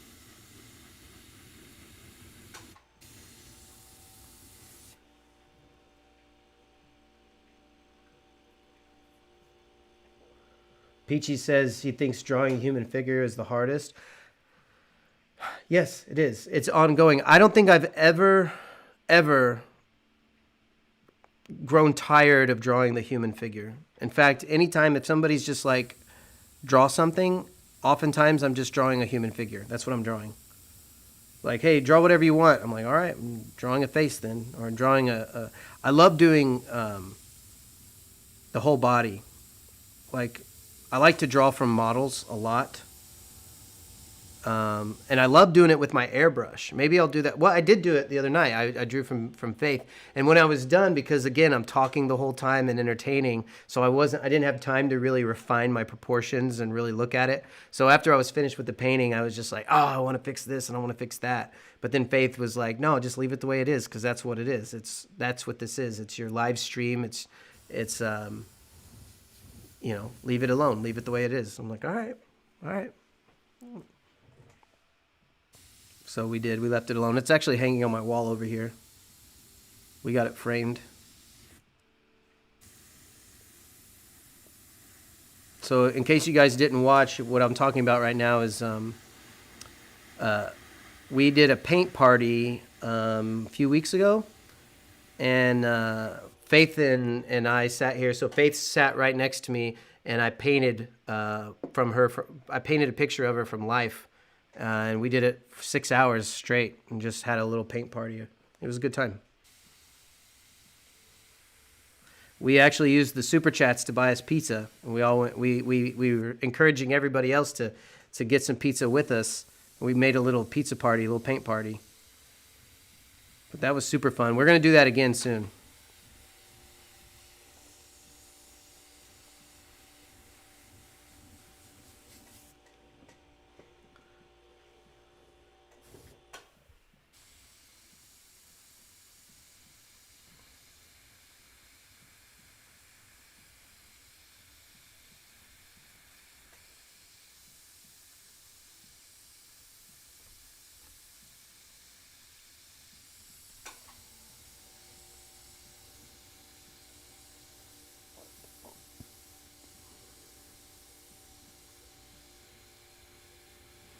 So everybody should give a big thanks to Faith too next time she's on here, because she's a trooper when it comes to supporting the artwork and the live streams and all that stuff.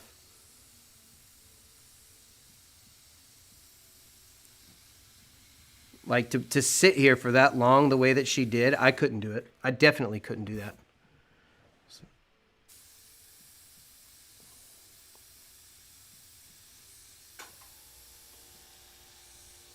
I can't even sit for anything. I'm squirmy. I was getting tattooed 2 days ago, and it wasn't even that long, but man, it wasn't even the pain of the tattoo. It was sitting there. Like I couldn't, actually I was laying on my face, and it was just like I want to squirm. I can't do it. I can't sit still.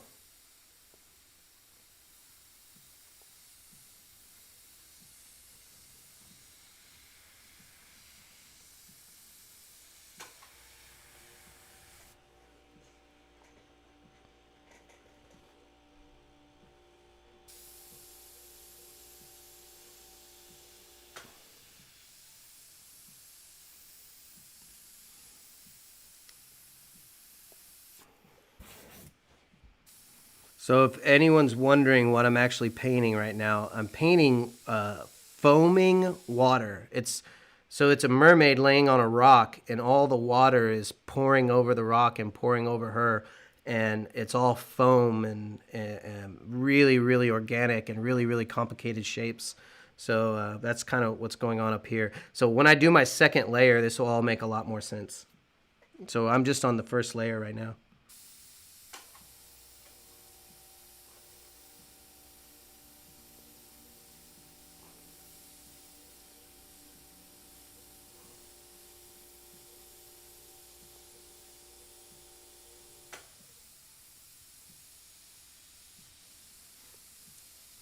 I kind of like how informal some of these live streams are too, because I don't know. I think it's a lot of effort to try to try to make things planned out and all that. I think it's better just to kind of wing it and see what you guys are into and just kind of playing around and having a good time.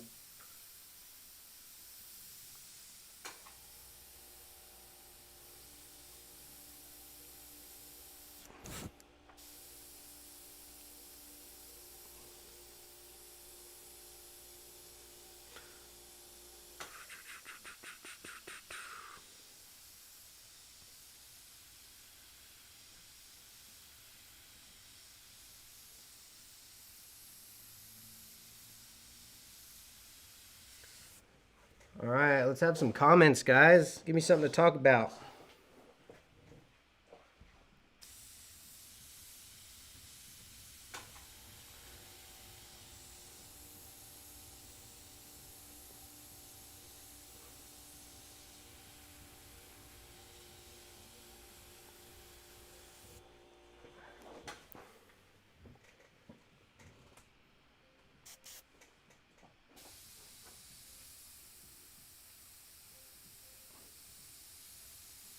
I'll tell you, when I first started airbrushing, especially when I first started kind of getting popular for doing it, I was I had a hard time with that, like talking, I guess, because when you're a type of person that talks a lot, I get real self conscious about the things that I say, and like, do I sound like a dummy and all that. So it's funny to be to have like talking on camera is something I do regularly. When if you guys knew how self conscious I was about it. Not just talk. I talk a lot anyway. I can't really help it. It's kind of I'm a big time talker, but um, I forget sometimes that like people are paying attention, and then I'm like, oh, you were paying attention to me? Like, oh man, okay.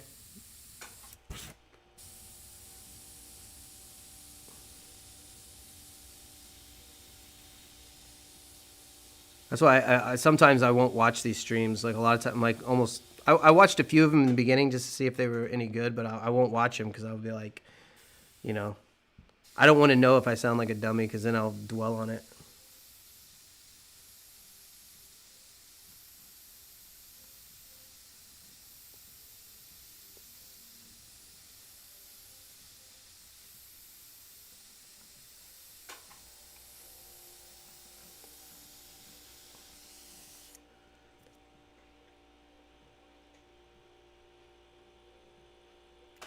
Peachy says he finds that the lack of choice that makes him most squirmy. You can watch a movie no problem, but uh, stuck in a car makes you squirmy. Yeah, making me do everything is squirmy. Like I'm a, I'm a I'm the kind of guy that like I'm always crossing my legs and uncrossing my legs and readjusting and all that kind of stuff. And I'm not fun to be sitting. I'm not fun to be the guy sitting behind you in a movie theater because I'm probably kicking the chair a lot. Not on purpose, just a little squirmy. I have a hard time sitting still.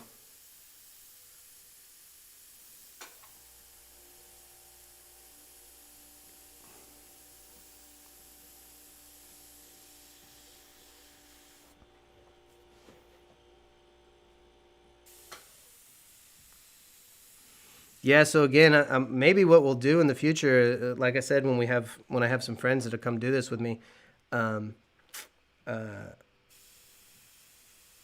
we'll kind of treat it like a podcast in the sense that I'll have other artists here to kind of hang out with me and paint with me, and we'll film both of us working and kind of make like a I don't know like a visual podcast about it. So it'd be like a live stream conversation paint along thing. So I know I'm gonna do that with Mondo when he gets here. Um, but yeah, actually, I have a friend, Jason Holfish, who's a local artist. If you guys don't know who he is, he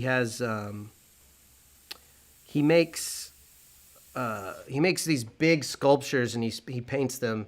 So people that have like I don't know if you ever been to like a theme park and somebody's got like a giant sculpture of like a character of some sort.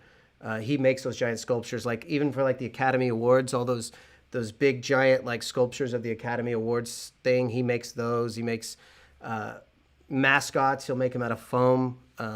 Really cool stuff. In fact, um, I'm thinking about maybe even having him come and hang out with us one day, and we'll just kind of talk shop, and make kind of a little podcast about it. He can tell you about his professional career. He's been on all those HGTV shows, I guess, like what is the ones? Extreme Home Makeover. He's been on Treehouse something or other, a Treehouse show, Bar Rescue. all kinds of cool stuff. So maybe we'll talk about that, you know, being on TV and being kind of you know, in the public eye and things like that. I've kind of like, I wouldn't say turned down, but just not I'm not, every time something like that comes my way, I always kind of steer clear of it, just because I don't want to be like portrayed a certain way. And maybe we'll talk about that too when he, because I know I tattoo him, and so he and I have had a lot of conversations about the business of being a TV artist or being an artist on TV, and what that is and what that looks like, and kind of the balance between being yourself and also being a part of a, because in the end it's entertainment, you know, and you have to tell a story to an audience, and you know, how do you play a version of yourself, you know, how do you kind of, because you're in the end you're playing a character, right, when you're on reality shows, because we all know reality shows aren't real, and how do you play a character that is you? It's, I don't know, we'll talk to him about that. Jamie wants to know if this is one of the colors I'm developing. No, it isn't actually. It can be, if anyone's interested. This is like a seafoam green. No, those colors actually, after this painting, or maybe even, well, because this painting is going to take me too long to finish. I need to do some smaller paintings in between. So I'm doing a portrait for a friend of my dad's, so a friend of the family. His son had passed away recently, and they asked me to do a memorial portrait for him. And I decided to go ahead and make that memorial portrait one of my tutorial videos, but I'm also going to use that opportunity.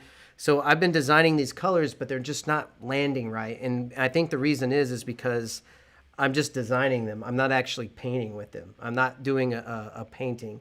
And so when I mix them up and make my little color chart, there's something not right about them. So I haven't released it yet. So my plan is, while I do that portrait, I'll actually have the opportunity to dial in the colors, because I'll be using them on a portrait. And then once I have those dialed in, I'm going to save them in bottles like this, and then I'll have those, you know, finished out.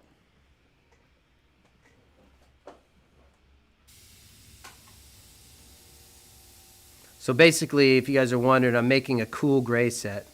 And if that does well, I'll do other versions. So maybe this underpainting that I'm doing right now is more of an experiment, you know, because I've never done a green underpainting before. But everything in the reference was so green, I decided, why mess with a cool gray or something like that for an undertone? So I thought, well, what if I did my whole underpainting in just kind of a grayish green, and then I paint on top of that. And those layers will kind of add to it. And so if this is a successful thing that I want to, you know, keep repeating, then maybe I'll package that too, because I did make enough here, so that way it could be, you know, reproduced if it needs to be.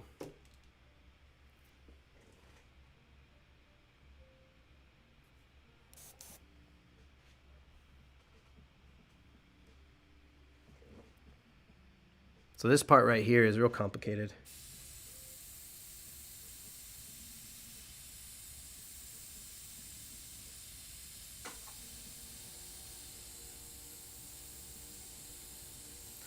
It's not like it's difficult to paint this stuff. It's just like it spins your head around. Like the act of doing it isn't difficult. It's just getting lost in all these different shapes.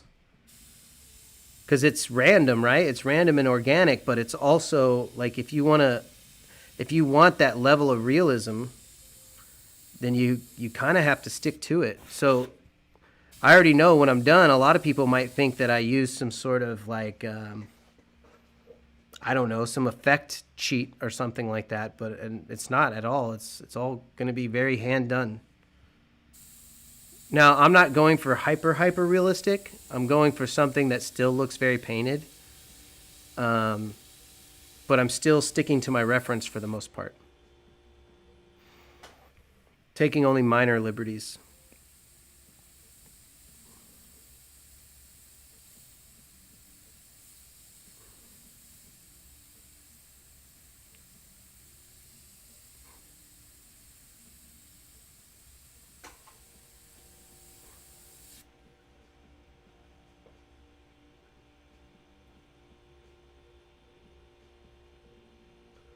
Oh, Peachy wants to know how often I've been asked for something for free because they know my family. Pretty often, man.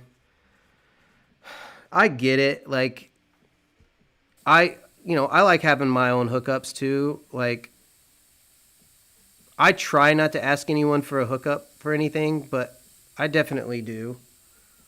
But the problem with when you get something as a hookup, you're not anyone's top priority. So, like when I have work done for myself, I am learning that, man, you just pay the price, pay the person what they owe. And because it's the same with me, like if somebody wants a hookup, Peachy's asking if people want a hookup because they know my family or something like that. Yeah, they do that a lot. And my immediate response is, I don't know what it is, but sometimes it's better just to pay a person what their rate is, just because you want them to love their work. You don't want them to feel put out by it. It's like right now we actually have to get our windows tinted here at the shop, and I was trying to find a hookup on that, and now I've learned it's like, no, just find a professional company, pay them what they're worth, and get a good job, good customer service. But I get it, man. When you're tight for cash and you want or need something done, man. What I get a lot more often than hookups, though, is people that think that I can just, like, pull this shit out of my ass. They think that, like, they might look at this mermaid and it's like, oh, here, paint something for me. And I'm like, back up. Like, I can't just paint something for you. Like, even if I did, like, I don't paint for free, man. Like, this is my job. This is how I make a living. Like, I wouldn't ask you to do your job for free. Or maybe I would. I don't know. I always like to return favors. So, like, if ever somebody does some work for me as a trade, I always like trade tattoos or whatever. I always like to give them their part of the trade first if I can. Or if I can't, I try my best to make them a priority, because I hate the idea of owing somebody something. I hate the idea of abusing somebody's friendship or anything like that. And if I ever feel like I've accidentally abused somebody's generosity, I definitely try to overcompensate for it if I can. I try to stay in touch with people. And what sucks is some people think that you're like, I don't know. It's good to just, if you're going to use somebody for a favor, to just get your favor taken care of, I don't know, went off the rails there. I'm looking for anything to talk about, guys. Alex said what discouraged him from tattooing full-time was homie hookups. I don't mind homie hookups when it comes to sometimes, because for me, a tattoo it's very simple. Like, I don't have to take it home with me. So as long as you're keeping up your end of the bargain, which is showing up for the tattoo, I don't mind giving people hookup from time to time. Painting, on the other hand, that's a different story, because that's something I have to go into my own head and find my own mental capacity to do it, and I have to do it on my own time, and by myself. So it's harder to do that as a favor than tattoo for a favor, or for a homie hookup, or whatever you want to call it.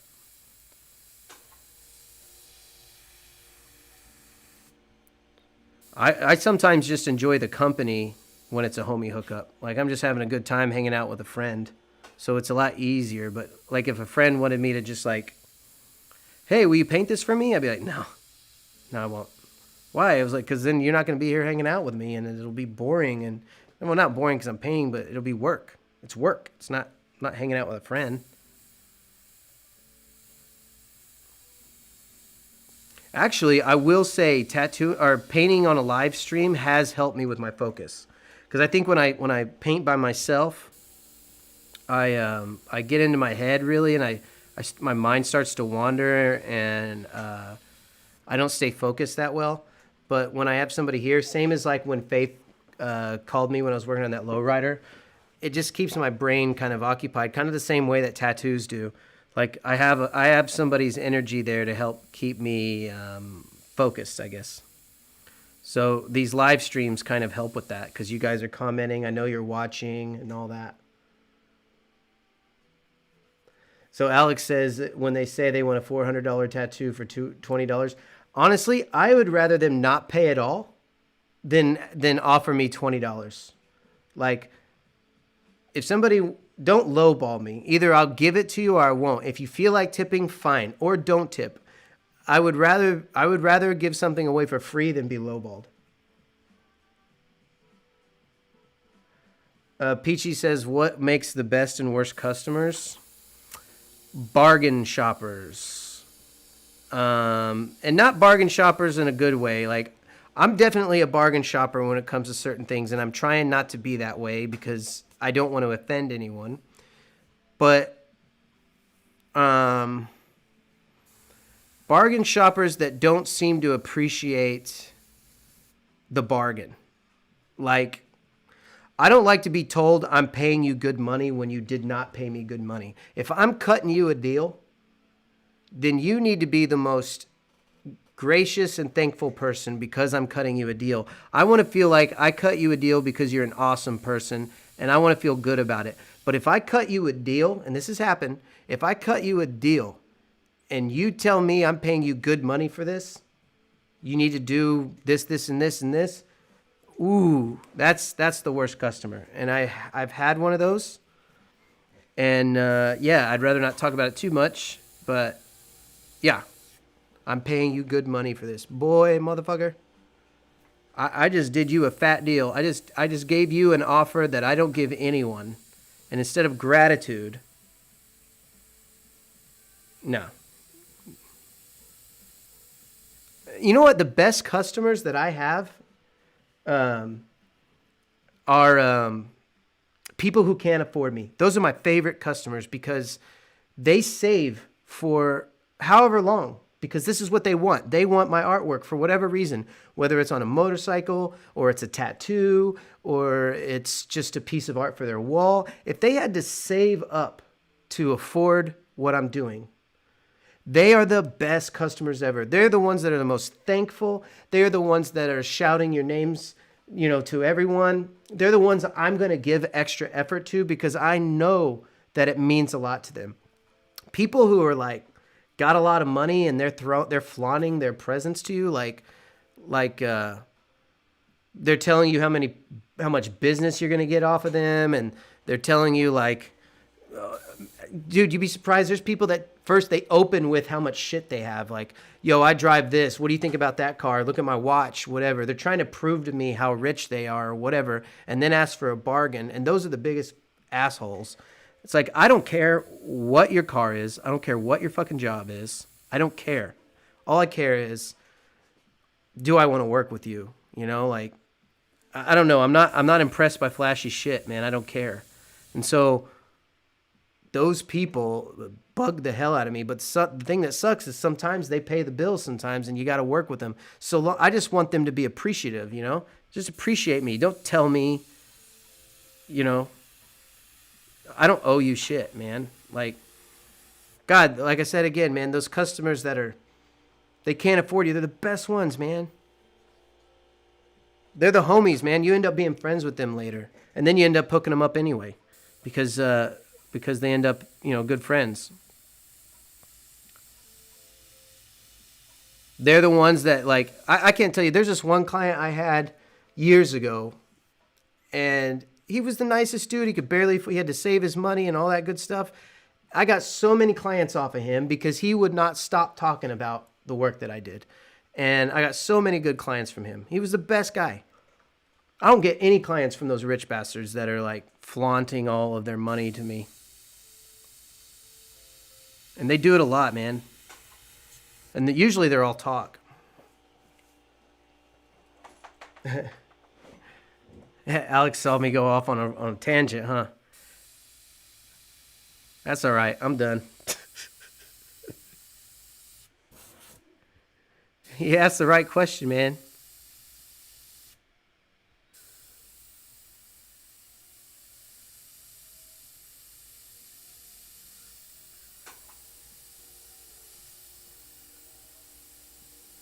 Now you're going to make me feel guilty about going off on a tangent.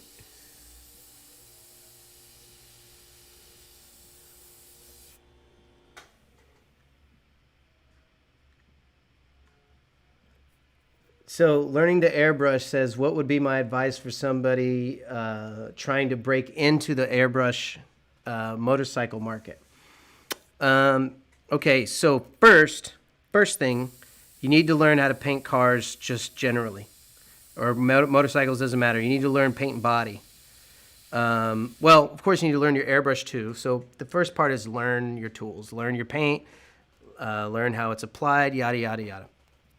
Once you've got that down, you need to get some paint on some bikes. So best thing to do is find some friends with some bikes and just offer it, like, hey, for free, give it away. Maybe get your materials paid for or something, but you got to do some freebie jobs just to get your feet wet, just to understand what's going on. Then know your worth, because once you start actually doing good work and you're worthy of being paid for your money or for your job or for your work or whatever, then know your worth. I go to a lot of bike rallies. I used to go to a lot of bike rallies. I find that bike rallies don't give me quite as much work as just getting that first bike out there. Like I said, that friend that can't afford you is probably your best salesman. So you can set up like at a bike show and have like handing out cards all day. But honestly, doing that, I don't know that it was really that worth it. I think actually just being present in the scene and making friends and that organic growth is probably better. So do a bike, hang out with people, make friends, socialize, and then it'll just start spreading. And once the word gets out, it kind of just starts. It just starts kind of snowballing out from there. I would definitely, if you're not in the body painting scene, like paint and body, I would make a friend who is. I would hang out at body shops, because you're going to need a paint booth. You're going to need buffers. You're going to need all kinds of shit. And so either getting a job at a paint and body shop or having a friend that's in that business is probably a good idea. Or if you want to make it at your home, you can do that too, but you're going to run into a lot of issues without a proper paint booth. Not saying that you need one, but it's going to cause some problems. Now, if you just want to be the kind of artist that just does the airbrush work and that's it, well, then you still got to make a friend with the body shop, because they got to do all your prep work for you. If your airbrush outweighs, so if you're really that good with an airbrush, people will ask you to come paint for them. So if you don't want to mess with the paint and body side, then you need to make your airbrush undeniably good. That's how you do it. You just practice and practice and practice until your work is just simply undeniable, and then they'll find you.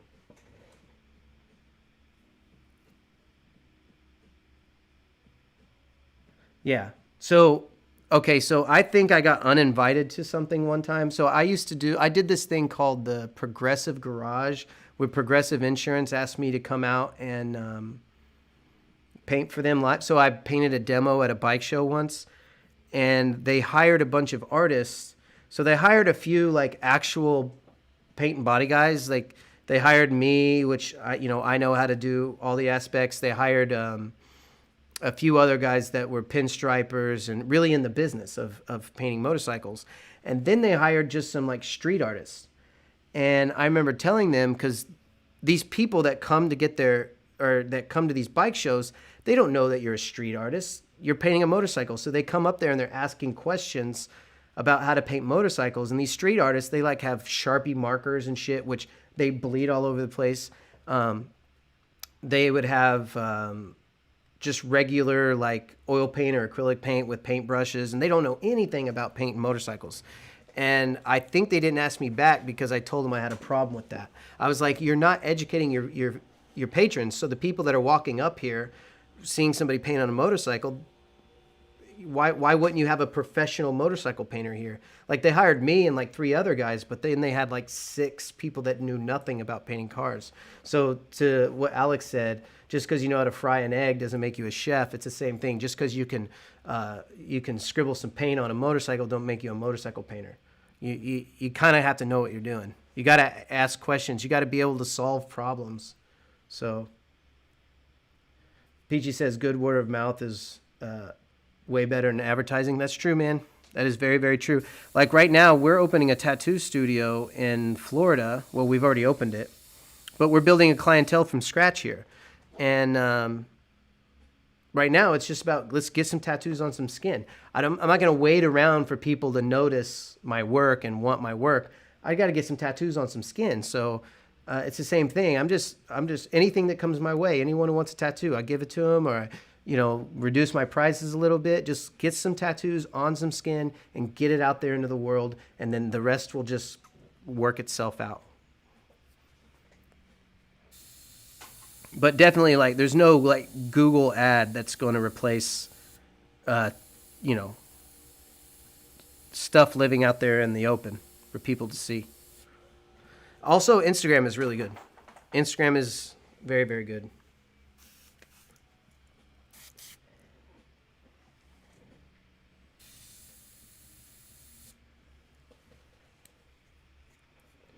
What time? We got 12:30 here, guys. We're hitting midnight 30, and I got a lot of work in the morning, so I'm going to have to probably start cutting this short. I'm sorry that I got a late start. I really am. But next time, we're going to try to live stream a lot more frequently. So, yeah, we'll be back, and you guys can... I'll probably do something different next time. This particular painting, I'm going to continue to work on for the full tutorial on Patreon. So if you want to see this and it's full... And you guys, I'll let you all know when it's ready. I'll put it up on Patreon. And we'll have all the different steps that I take. Again, it's gonna be very involved. I think on my next video, I don't know. We'll see what we paint. And again, I just so you know, I'm doing that portrait for the memorial portrait. That's coming soon. Yeah, thanks for hanging out with me, guys. More of these coming. I hope you had a good time. I got to get in bed because I got a lot of work to do in the morning. So we'll see you later.